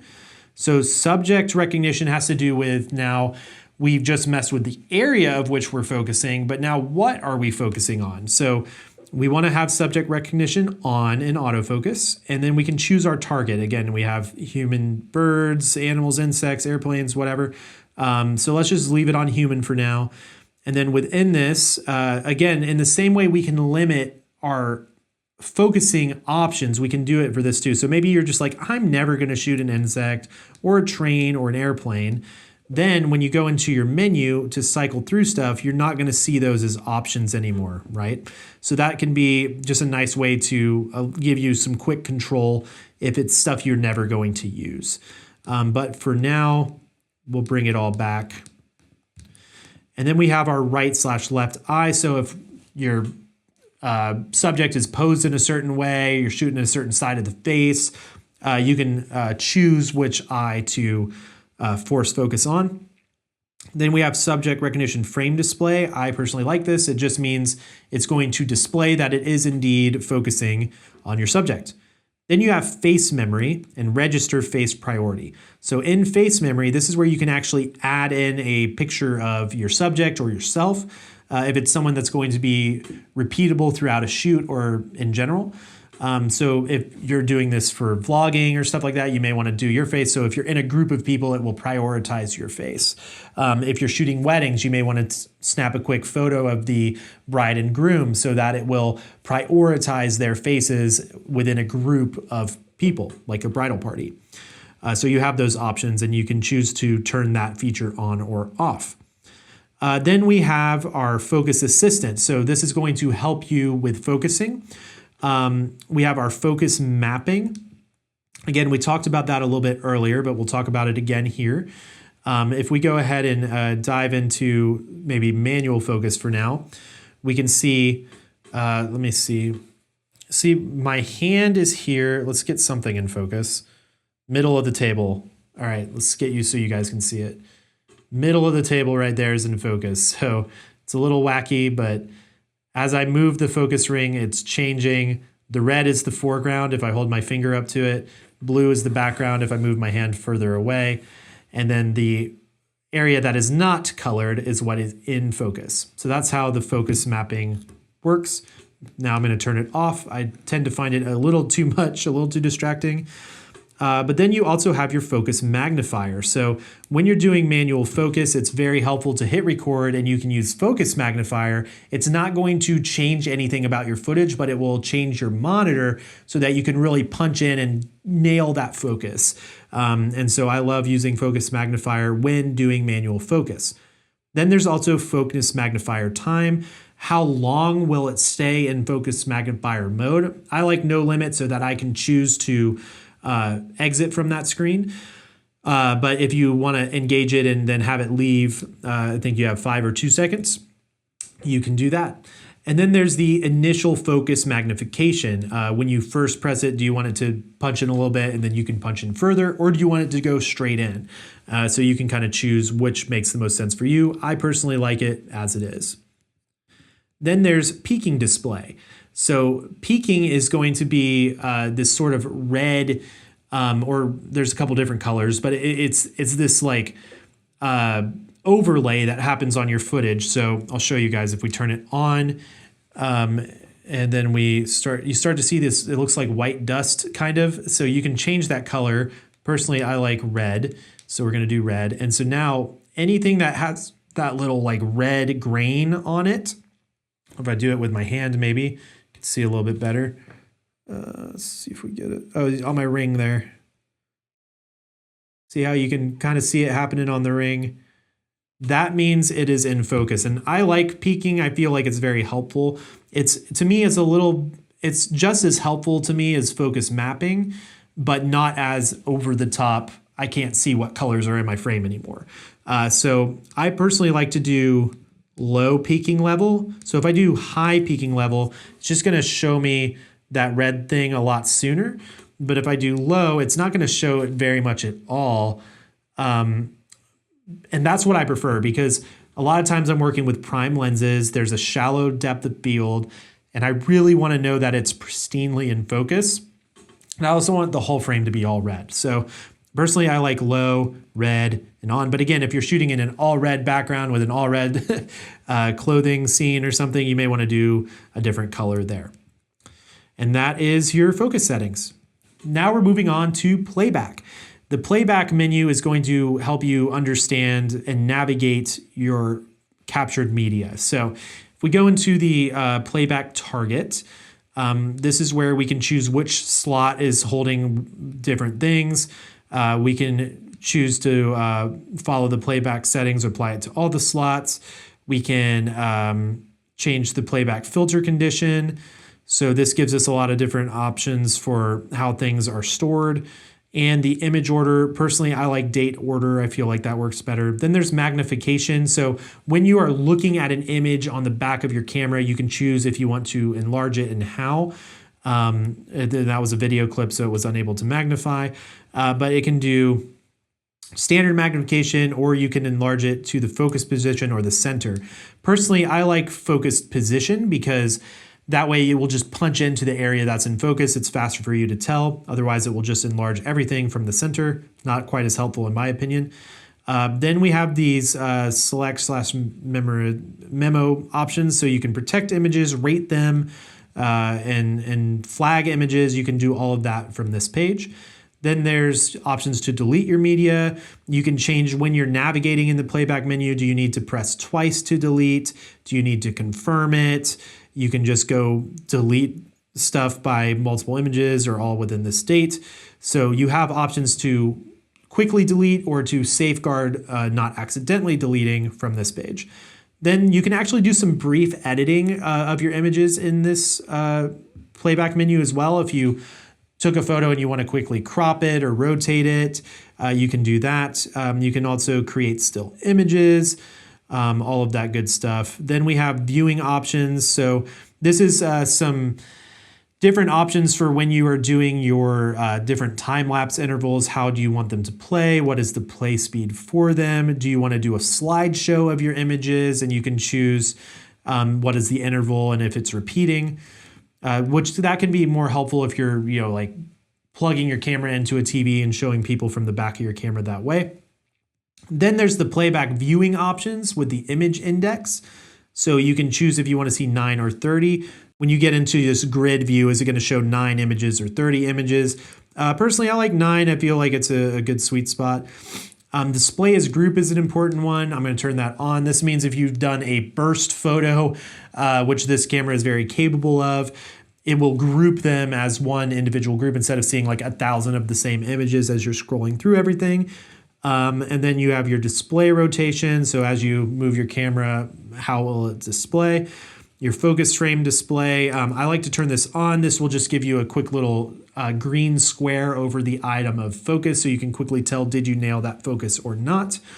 Then you have your aspect marker display, so you can mess around with those things. The display specific time of the image, I don't really mess with that too much. And then there's the image jump settings. So this has to do with navigation. You have your front dial, your rear dial, and you can choose, do you want it to go 1 by 1, by 10 images, by 100 images? So you could set different dials to do different things as you navigate to just make your experience a little bit better.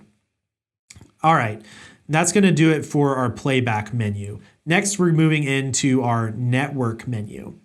This is where we can get into all the different types of connections. Right here, we have connect and remote shooting. So this is where we can get into our smartphone connection, and we can do a lot of stuff with that. So if we go here, we can set the camera Bluetooth function on. So we'll hit OK, and it's going to set the camera Bluetooth function to on. And so we can wait for that to happen. This will prompt you with a little QR code so that you can then download the Creators app and walk through some of those steps to get it set up, which I'll show you now. All right, so let's walk through how to get connected with the smartphone. So what we'll do first is go into the menu, network option 1, and then smartphone connection, and we will set the camera function to Bluetooth. And while that is loading, we are going to open up our camera. All right, now we can just scan this QR code. Boom, it should load up. And we will open the Creators app. All right, now that we've installed the app and logged in, we're taken to here, and we'll go select this little camera icon, and we'll hit add a camera, and we'll scroll through to find the proper one. We've got the A7V right here. We're going to select the camera.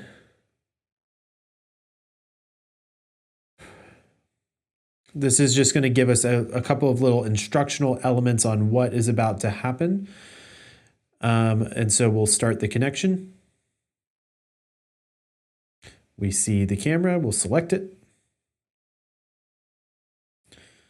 Bluetooth pairing request, we make sure that the code is the same and hit pair. And we got to press OK on the camera as well. It would like to pair, that's fine. We're going to do the 5 gigahertz option because it's recommended. Hit OK. And OK. And now we are connected. And we can see right here at the top it says connected via Bluetooth.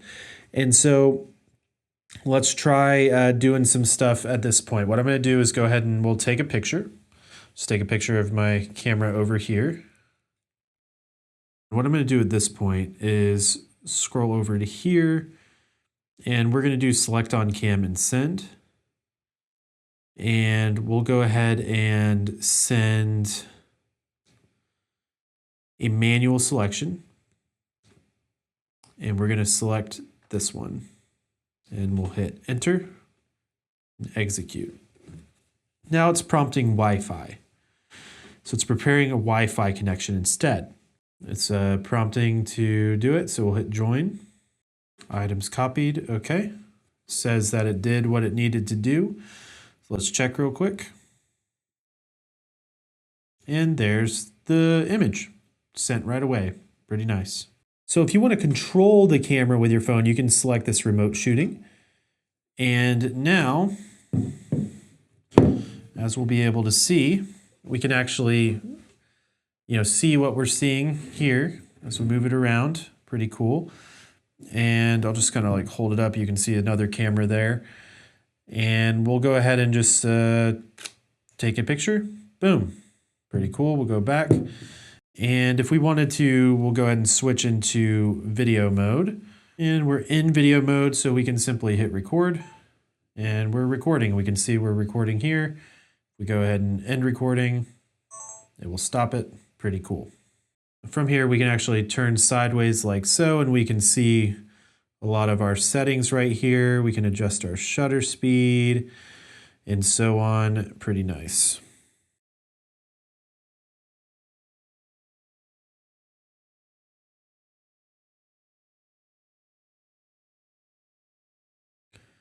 Go into our movie record frame rate, do 24, boom.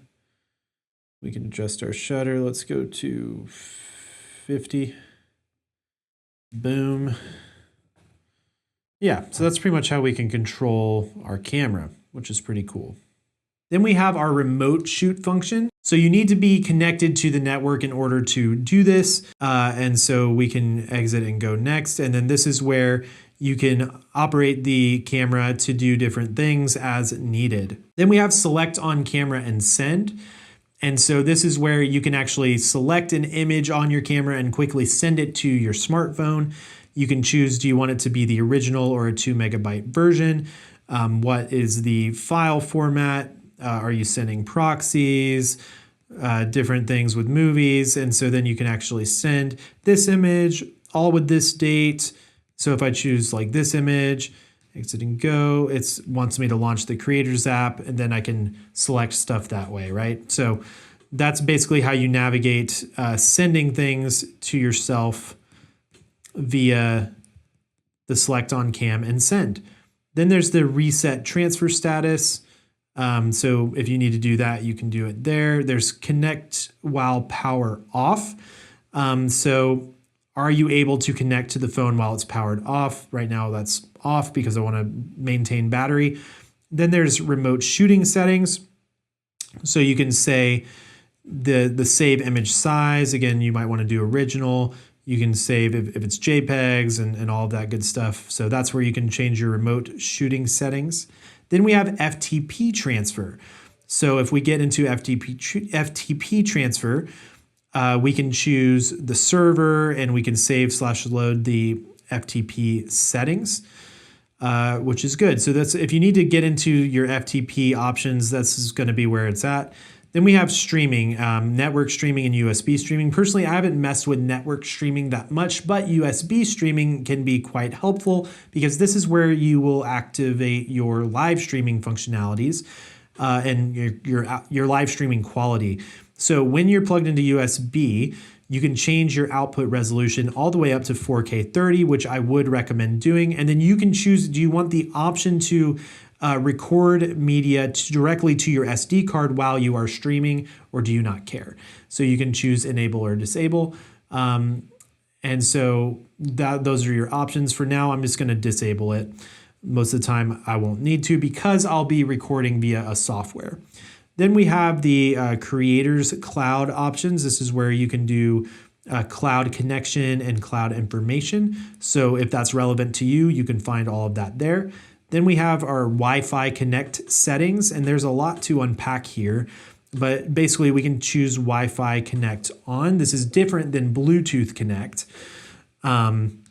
So we need to get into the access point settings, and this is where it's going to pull up different options for your Wi-Fi to connect to. So we'll just go ahead and do that. We can set in our password, and that's where we would connect to our Wi-Fi.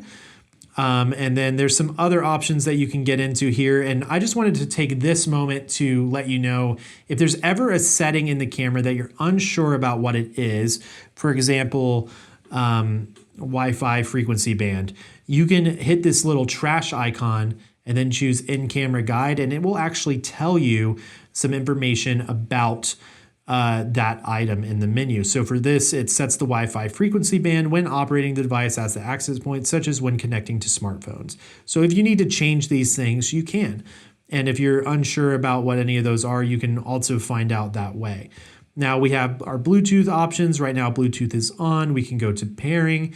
And this just gives us information of what the device name is when we're trying to pair to it from our phone. We can manage our paired devices, and we can do Bluetooth remote control and display our device address if we need to. Then we have wired LAN and USB LAN options. So let's explain what these are. So I kind of view it like this. Wired LAN is for like stable, high quality studio setups. And the USB LAN option is more for like remote. You've got your mobile phone, you're trying to use its Wi-Fi settings and satellite to be able to do stuff with. With wired LAN, you're going to need to do some kind of like a USB-C to Ethernet adapter. With the USB LAN, it's more of a wireless thing trying to utilize something like your phone's Wi-Fi. And then we have our last network options. You can do airplane mode, edit the name of your device that shows up for like Bluetooth connection. You can, change your authentication settings. All that good stuff is here. And if you've changed a bunch of stuff and just want to reset your network settings, you can do that right there. All right, now we're in the last page of our menu. We're getting close. This is the where we do a lot of customization. But for starters, we have area/date. So you can set your language. You can set your area, date, and time. When you go into here, you can do area setting, choose where you're at, all that good stuff. And then there's also NTSC/PAL selector. This has to do with region. If you're in America, you're pretty much going to do NTSC. In certain other regions, you'll do PAL. This mainly has to do with like matching up your frame rate settings to work with broadcast TV.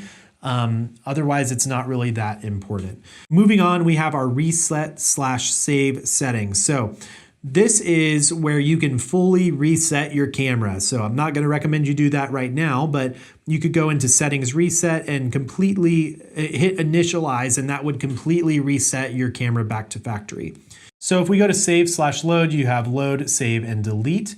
So you could save your settings if you want to have some different pre-configured ways, like maybe you have a certain way you like to have your camera set for weddings or set for YouTube or set for whatever it is that you're doing. Or you have multiple cameras and you want to share settings with somebody. That's where you can save your settings. But then to load your settings, you just click load and you would choose the settings here. And you can see right now I have this BJC A7V. This is my own personal settings that I actually have linked for you guys for free in the description below.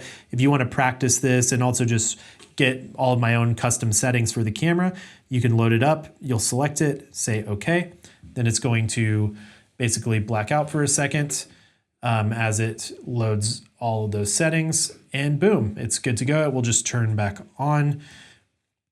And now all of my settings are there. So let's go through them. Basically, we have in this next tab, Operation Customize. This is where you can customize all of those little buttons and dials, and I'll kind of walk through what mine is. So let's start, since we're in video mode, we'll start with the video mode custom buttons. I'm gonna go ahead and say, don't show this again. It just tells you what it is. Okay, and so basically in here, we can scroll through all of these options and it will highlight what they're doing. So right now for this button 1, this AEL, I have it set to subject recognition and autofocus. What this means is when I'm filming myself, I can have subject recognition on, but if I'm going to quickly hold up something or do something where I don't want it to focus on me, I can just push this button and it will turn that off until I engage it again. Then for AF on right here, I've actually changed that to be my crop sensor mode. So I can quickly just push this button to zoom, get a little bit of extra reach out of my lenses. Then I have AF MF selector toggle, so I can quickly switch between autofocus and manual. It's basically just moving that button over there so I can quickly toggle that. Then over here on the C3 button, I have a peaking display, so I can choose if I want to have my peaking on or off. Sometimes I like to remove it. Then I have picture profile down here. The reason why is because sometimes I like to just switch to standard to see a more vivid look of what is happening. Because sometimes some of the more washed profiles, they don't give you the full picture as richly. It's just something I like to do. Then we have a focus standard right here. So that will just kind of give you a quick center focus. And then we have focus area. So if we need to quickly change our focus area, we can press the center button. Then we have focus mode over here. If we want to swap through a different focus mode, we can do it that way. 4 is following photo mode, which we'll cover in a moment. And it is just ISO still. And then white balance is this bottom one. So if you push down on the control wheel, it will pull up the custom temperature settings. It's just a fast way to get to it if you need to. Then we have on the top up here, the record button, I've changed to be my focus magnifier. And then this 2, I actually have set to switch focus area, and I've used my limit for wide and center, so I can quickly toggle between wide and center focus just like that, because those are the ones I use the most. And then moving on, we have also a custom button on Sony lenses. So I have that set to do clear image zoom. So I can just simply click this button, and as you guys can see, it's engaging my clear image zoom. Then we have dials and wheels. There's actually another spot that I'll show you how to adjust them. So we'll cover that in just a moment. Let's quickly talk through our photo custom keys. So over here we have the same as video, we have the recognition off, steady shot options right there. We have our AF MF toggle. Peaking display. Again, a lot of these are the same because I like to keep them very congruent between both so it feels like a similar experience. This is all the same still. The only major difference here is I have a drive mode, so we can quickly change that. I think that's the only difference. So yeah, pretty straightforward. Playback custom settings. So we can quickly get to our image index by clicking this one. We can enlarge our images. This will follow the custom settings from there. We can quickly protect our images. This is still a function menu for playback, and then we can delete the images. And on the top, it's just following the same as before. So pretty straightforward. Then we have our function menu. So this is quite a big one to get through, but let's go through it. So we have our drive mode, then we have what focus mode we're in. We can quickly change the area. We can choose if we want touch operation on or off. We can quickly turn off audio signals. We have our variable shutter options, again, for mixed LED environments. We have Steadyshot options. Again, some of these are just multiple ways to get to the same thing. There's subject recognition, the subject targets, peaking level, peaking color, and then the overall shooting mode. Then for video, we have our audio record level. We have our focusing mode. Again, a lot of this is the same until we get to here. This is the autofocus transition speed, so I can quickly change that. Again, all of this is the same, except this is the shift sensitivity right there. So that breaks down my function menu. And then there's the playback function menu, which personally I don't really mess with too often. Then we have our photo display and our video display. So this is where we can get into what icons and information are we seeing. I like to uncheck these ones as follows. And then for the Finder, it's the same. I like to uncheck certain ones that I only want to see. And basically what a lot of this is changing is on when you hit display and it toggles through stuff, what is being shown. That's basically what it's doing. Then we have different settings for still/movie. So basically I like to have all of these different pretty much because photo settings and video settings are vastly different. And so when I'm shooting a photo, I may crank my shutter really fast to get it nice and crisp. Well, when I switch back to video, I don't necessarily want to continue to have my shutter cranked, and I don't want to have to take the time to readjust it to be proper.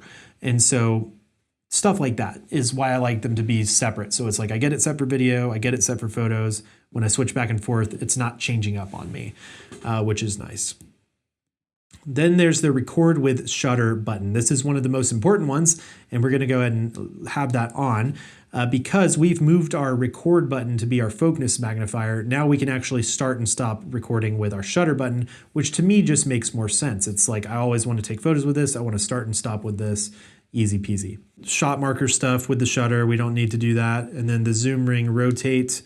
I don't have a zoom ring on this camera right now with this lens, but this would just be giving you options with some of the rotation functionality, which way is zooming in and out. Then we have our dial customization. So if we go into our photo dials, it's going to show us what we have set. So the very top one over here, I actually have set for my white balance. Then I have this one set for aperture. I have this one set for exposure compensation, and I have this one set for my shutter speed. And that's just how I like to use it. And I have the same way set up for video. My dial settings, this is for if you want to change it for your custom memory recall stuff. I don't. I like them to remain the same. And then there's the rotation, so you can choose when you rotate it one way, is it normal or reversed? So this is where you can lock certain dials and wheels if you need to. Moving on, we have touch operation settings. So right here, we can choose to just turn off touch operation completely. If we do that, then there is no more touching anything. We'll leave it on. We can choose the panel or pad, which can be nice. So we'll just go ahead and do touch panel only. Let's go ahead and we'll say both are valid. Touch panel setting, we have the shooting screen. So this just means, do we want the shooting? The shooting screen is these icons. So if we say we want to go to the touch panel shooting screen, we can just turn it off altogether. It's gone now. but let's go ahead and get it back on, and we can choose different things like the footer icon touch. Let's turn that off. So now these footer items we cannot accidentally touch if we don't want to. For now, I'll just turn it back on, and you can see you can now touch these icons to change them. Then we have the swipe right. It will display basically either way. We can swipe them back and forth, and you can adjust how you want to engage with that. Swipe up we have opens the function menu right now, but that can be changed to just be off. So if we swipe up, nothing happens.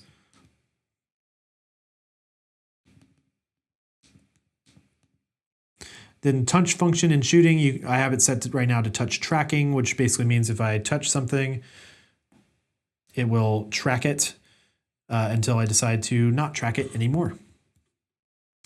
Then there's touch pad settings. So what the pad is when you are looking through the viewfinder, you can operate still using the touch screen.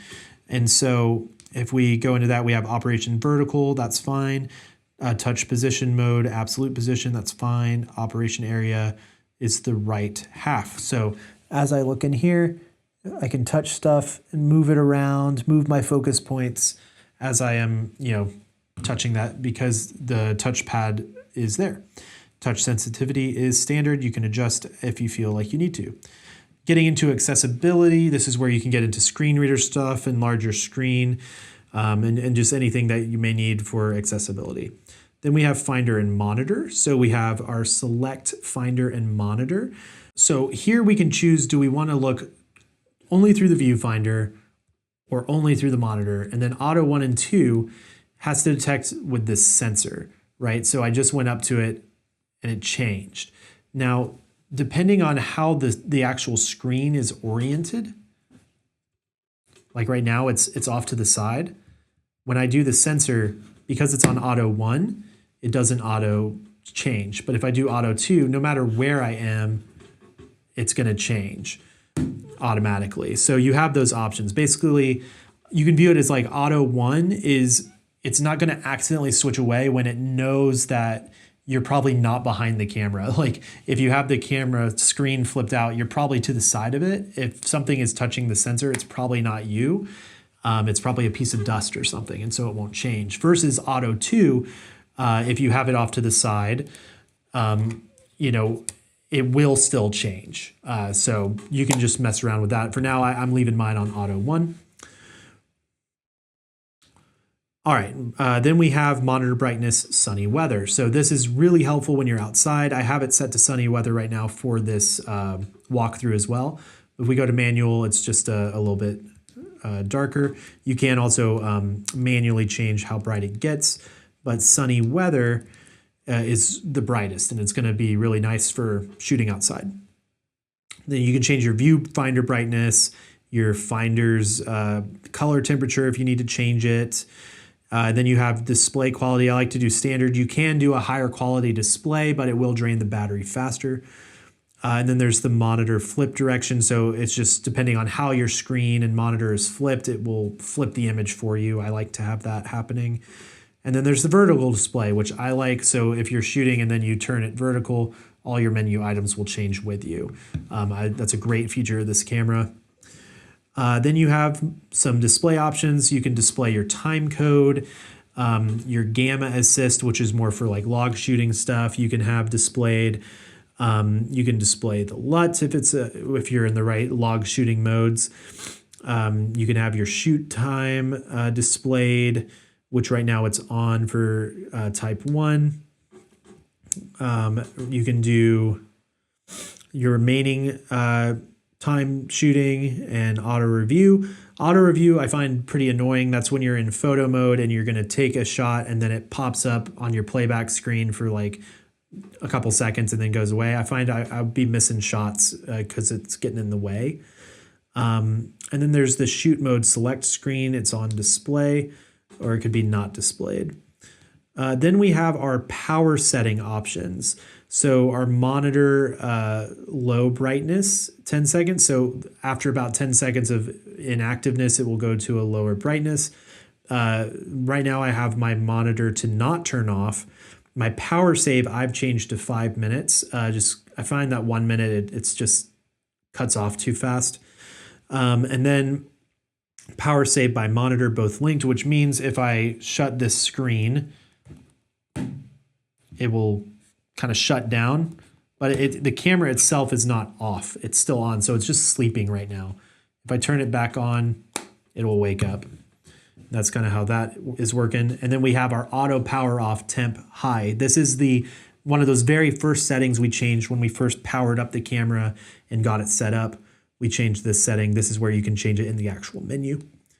Then we have our sound options. So playback, monitor volume. If we're doing 4-channel audio monitoring using one of the MI adapters or interfaces, this is where you can adjust some of those settings. Basically how you're utilizing the 4 audio channels. If that's relevant to you, you'll understand. Then there's the audio signal shooting, which is basically when you're shooting, do you want the camera to be beeping and giving you audio indicators, and you can choose what ones those are. Then there's the audio signals starting and ending and how loud the audio signals are. Then there's a couple of USB settings. You can choose what they do.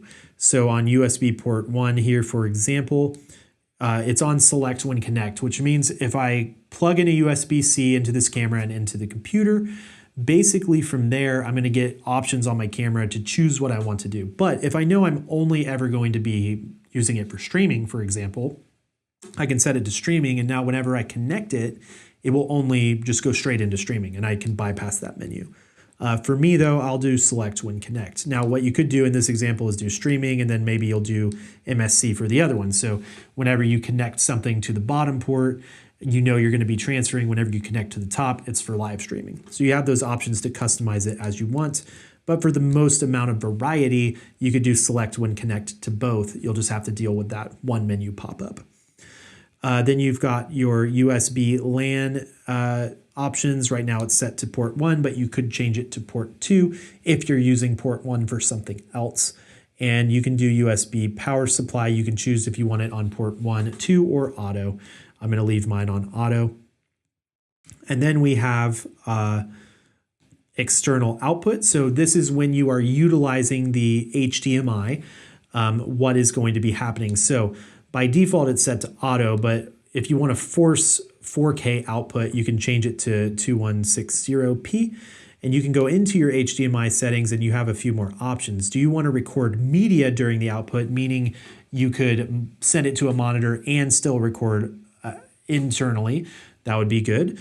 Or maybe you don't need to do that because you're recording to an external monitor. This is where you can change those things.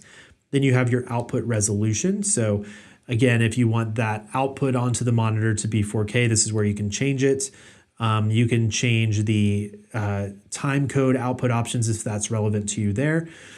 And then there's also the 4-channel audio options depending on where you're sending that stuff. Then there's HDMI info display. So if you are sending your video out from this camera into a monitor, if you have HDMI info display on, it's going to send all of your settings overlaid on top of it. So if you don't want to see that on the monitor, you would just turn that off.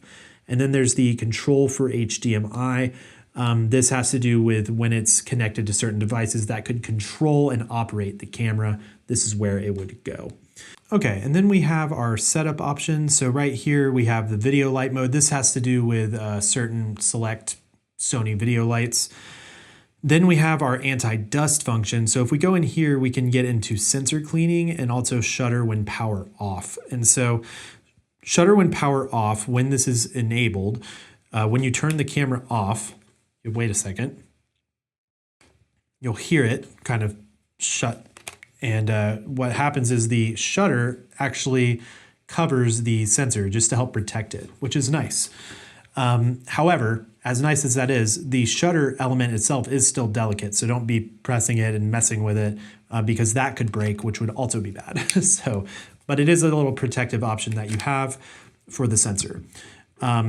But with anti-dust function, we'll go ahead and turn this off. You can go into sensor cleaning, and this is going to perform an auto image sensor cleaning. So before you do that, take the lens off, hold it face down like this, and then hit enter, and it's going to shake.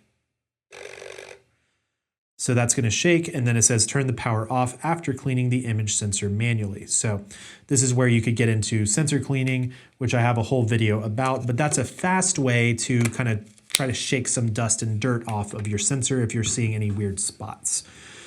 All right, then we have auto pixel mapping. So that's turned on, that's fine. And then pixel mapping. So we don't need to do this right now, but it's just if you notice that there's any seemingly dead pixels, like little red spots, stuff like that, you can perform pixel mapping to have the camera help analyze and maybe restore or fix those things. Then we have version. So this is going to be the software version of the body and the lens. So we can look at right down here, the body and the lens. And this is where you would go to do your software updates, which I'll show you how to do right now. So at the time of recording this video, I don't think there's actually a firmware update that's available for this camera, so I can't really show it to you, but I will show you how I've done it on other Sony cameras so that when that time comes, it should be about the same process. I'll go ahead and play that for you right now. In order to update it, you'll actually do this through the Creator app.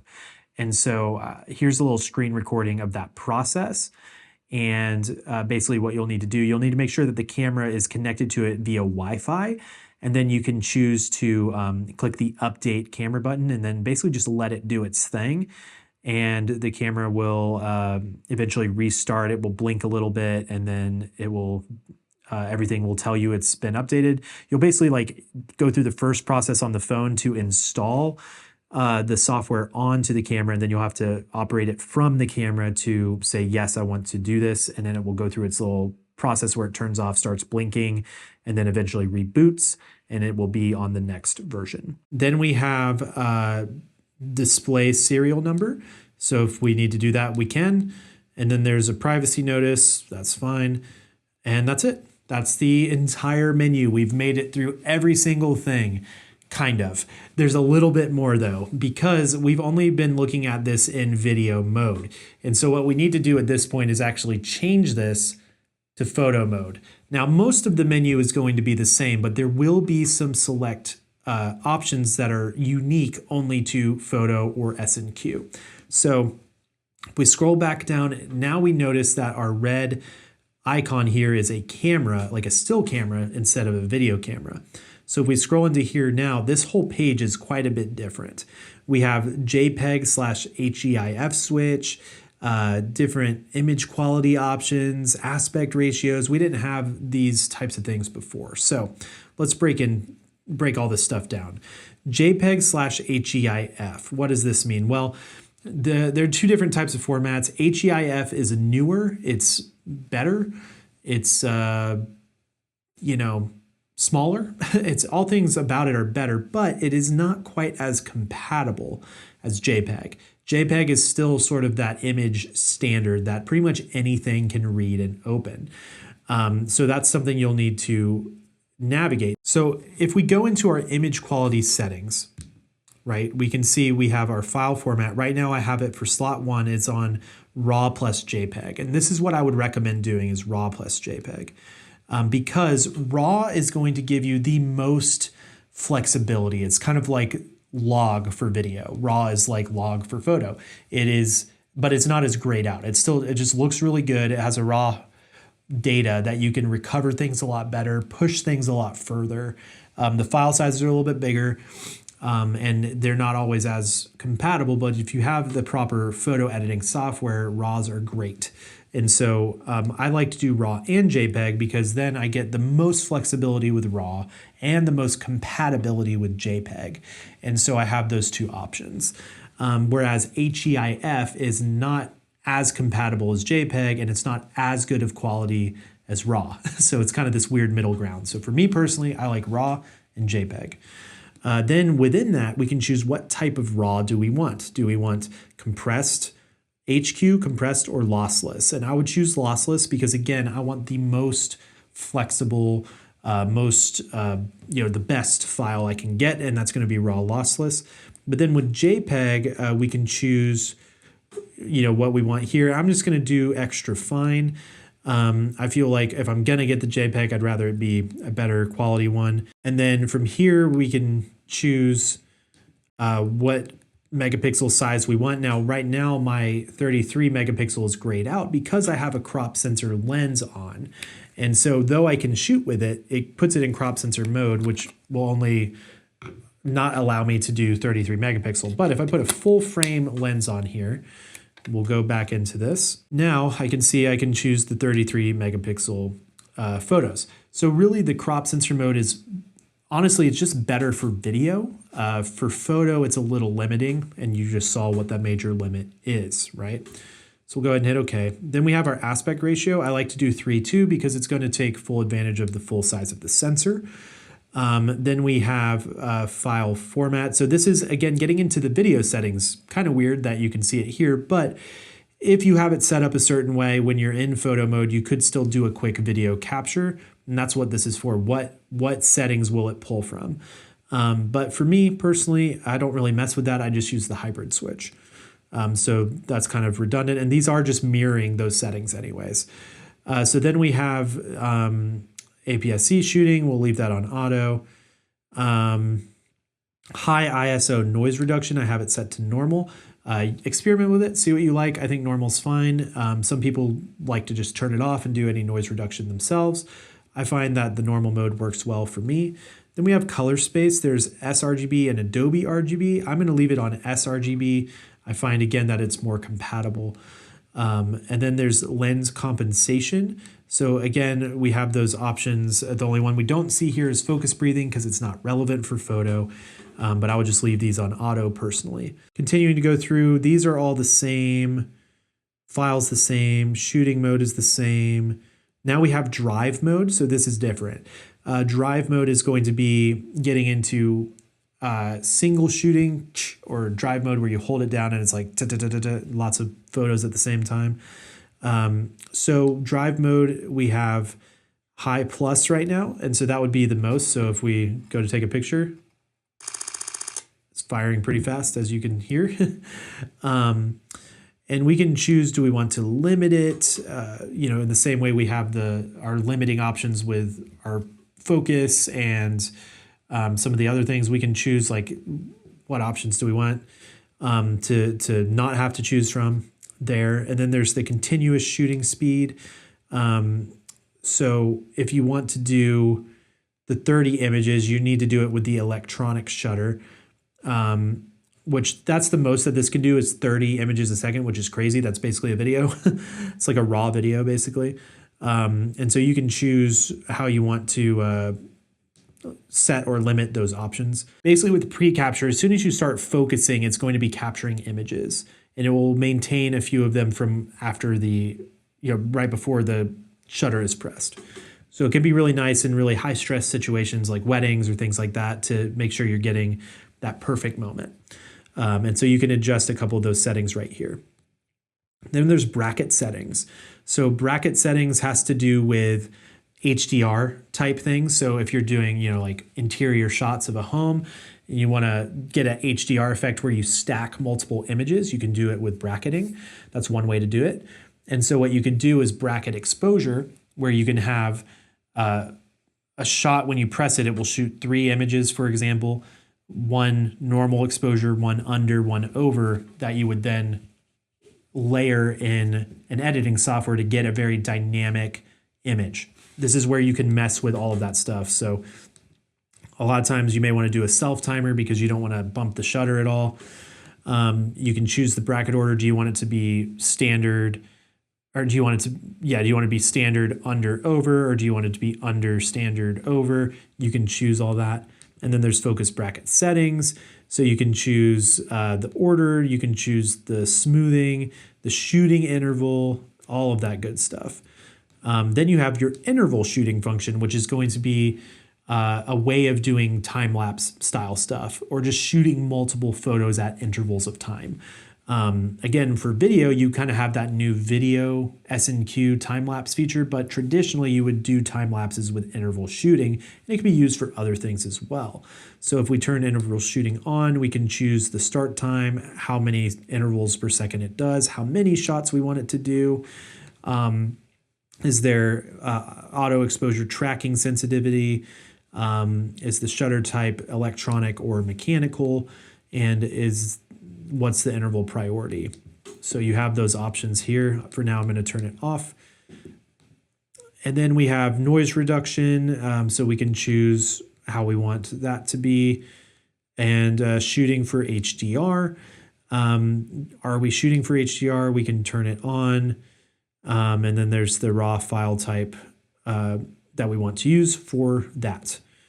Getting into our shutter, the main different option we have here is our electronic or manual, or sorry, electronic or mechanical. So electronic shutter is going to be great for certain features like the 30 FPS, whereas mechanical shutter oftentimes is going to be more reliable and not getting weird artifacts.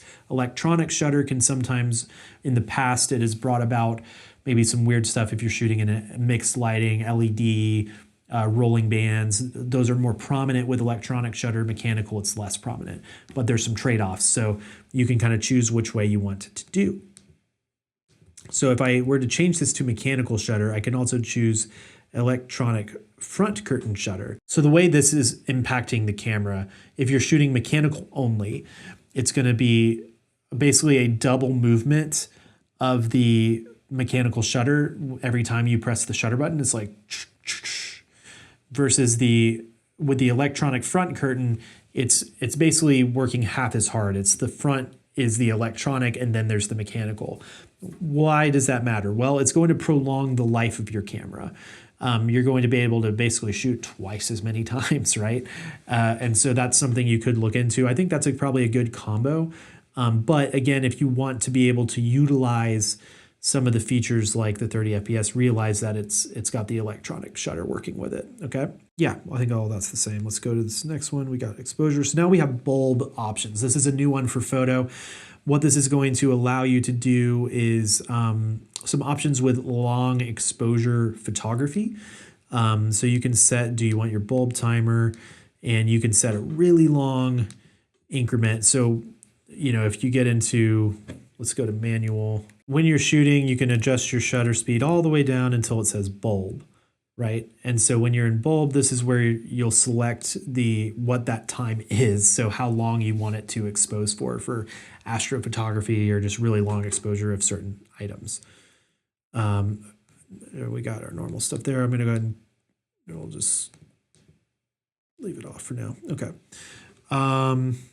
Moving along, anything else? So inside of our flash options, we have some different settings that we can mess with. I don't have a flash right now, so I can't really show you much with it, but you can, it's pretty straightforward.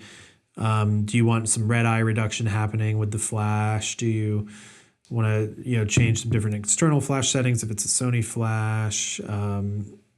Yeah, so that's, again, you can kind of change some of this stuff depending on which type of flash you're using. Moving along, I think that's pretty much it. And again, you get into the operation customize and you can get into all your photo settings to get them specifically for how you want it to be for photography. But again, if you want to start with mine, I have them for free for you down in the description below. And lastly, let's look at S&Q. So we'll switch to S&Q and you're met with this menu. You can either choose the actual S&Q or time lapse. So right now we'll choose S&Q. And what's going to happen at this stage is it's going to pull from whatever S&Q settings you have. Now, with my settings, I actually have it changing for option 1. This is where we'll record, and it will be in 60 frames a second. And if you switch to 2, it'll be in 120 frames per second, which is pretty nice. Then if we move away from S&Q and go back to it, we can choose time lapse. And with this, when we're on preset 1 up here, and we hit record, it's going to be at 1 second intervals. If we switch to 2 and record, it'll be at 3 second intervals. And if we switch to 3 and record, it'll be at 5 second intervals. So that's a quick way that you can get your different interval times that way. Now, just because I don't think I actually covered this before, in photo mode on option 1, you have basically single shot. And then if you go to option 2, you'll get a burst. And then option 3, you'll get a self timer. And those are just 3 quick things I use a lot. And so that's how that's set up. And then with video, if you go to option 1 in video, you're going to be in 24 frames per second, normal speed. And then option 2, you're going to be in 4K 60, so slow motion. And then option 3, you're going to be in 4K 120, so super slow motion. And so that's how I have my memory recall set up with each of the hybrid modes. All right, so we've gone through every single item in the menu. We've gone through every little feature about this camera, and I've probably still missed some stuff. So if you find that I was unclear about something or that I missed something that you want me to cover in a future video, let me know in the comments below. I'll do my best to help. I hope you guys have enjoyed this video. I placed links down in the description below, including a link to my custom settings, so definitely make sure to check that out. And as always, stay creative. Peace.